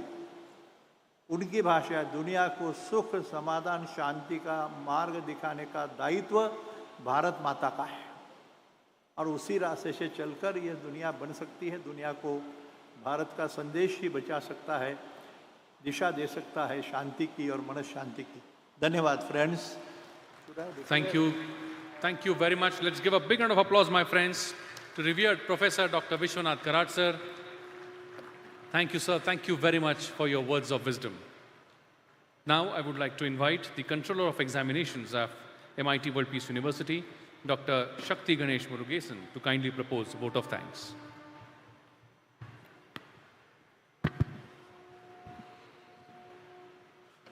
Good afternoon.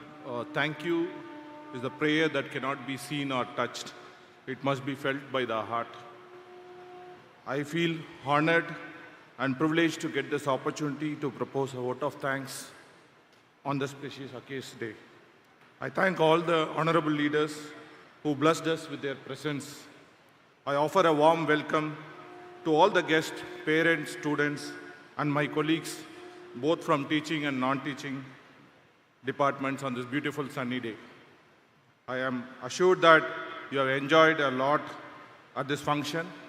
First, I am thankful to the beloved President and the Honorable Executive President for giving us the inspired and support to arrange this glorified function. Their continuous support has turned this event into a grand success. A special thanks to the distinguished guest, Sri Amitabh Kanji and Professor Mashelkar ji for this gracious presence. Thank you very much, sir. I am grateful to all MIT colleagues for the proactive support that includes our Vice Chancellor, Sri B.Gdeshmukh, Registrar, Dr. Mahesh Torve, and the entire team of Department Examination and the committee members of the university. I am also grateful to our patron, Professor P.B. Joshi, sir, and also Executive Director for the precious guidance to make this event successful. If time is money, then today you have spent millions of us. Thank you and have a wonderful day at MIT. Thank you.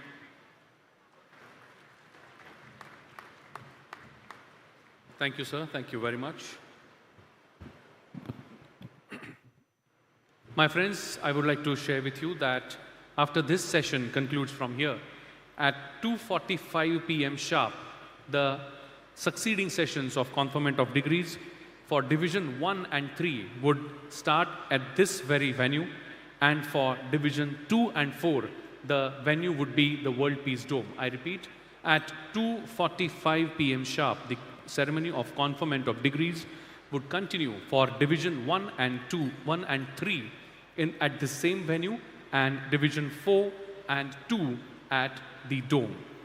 The arrangement for lunch are made at the food pendal. Everybody is requested to join for lunch and then join the session at 2:45 p.m. sharp. And now I would like to request revered Professor Dr. Vishwanath Karad, sir, to kindly declare that the convocation ceremony is closed. My dear learned friends, I declare that the 5th convocation ceremony of Dr. Vishwanath Karad, MIT World Peace University is closed. Thank you. Thank you. Thank you very much. I request everyone to rise in their seats for national anthem.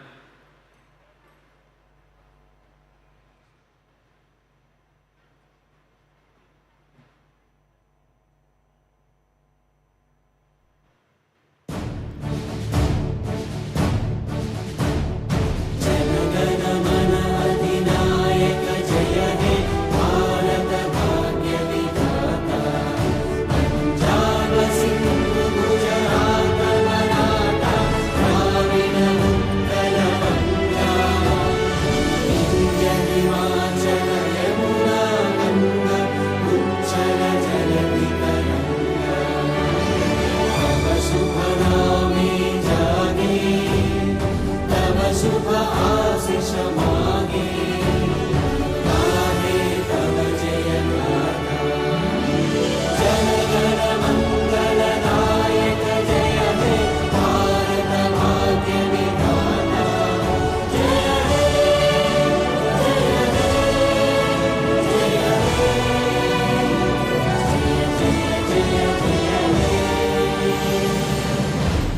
Bharat Mata Ki! Bharat Mata Ki! Bharat Mata Ki! Thank you very much for taking part in this convocation. Thank you very much. I request once again everyone to join us for lunch at the food pendal, and then at 2:45 p.m. sharp, please join at the respective venue. Thank you very much.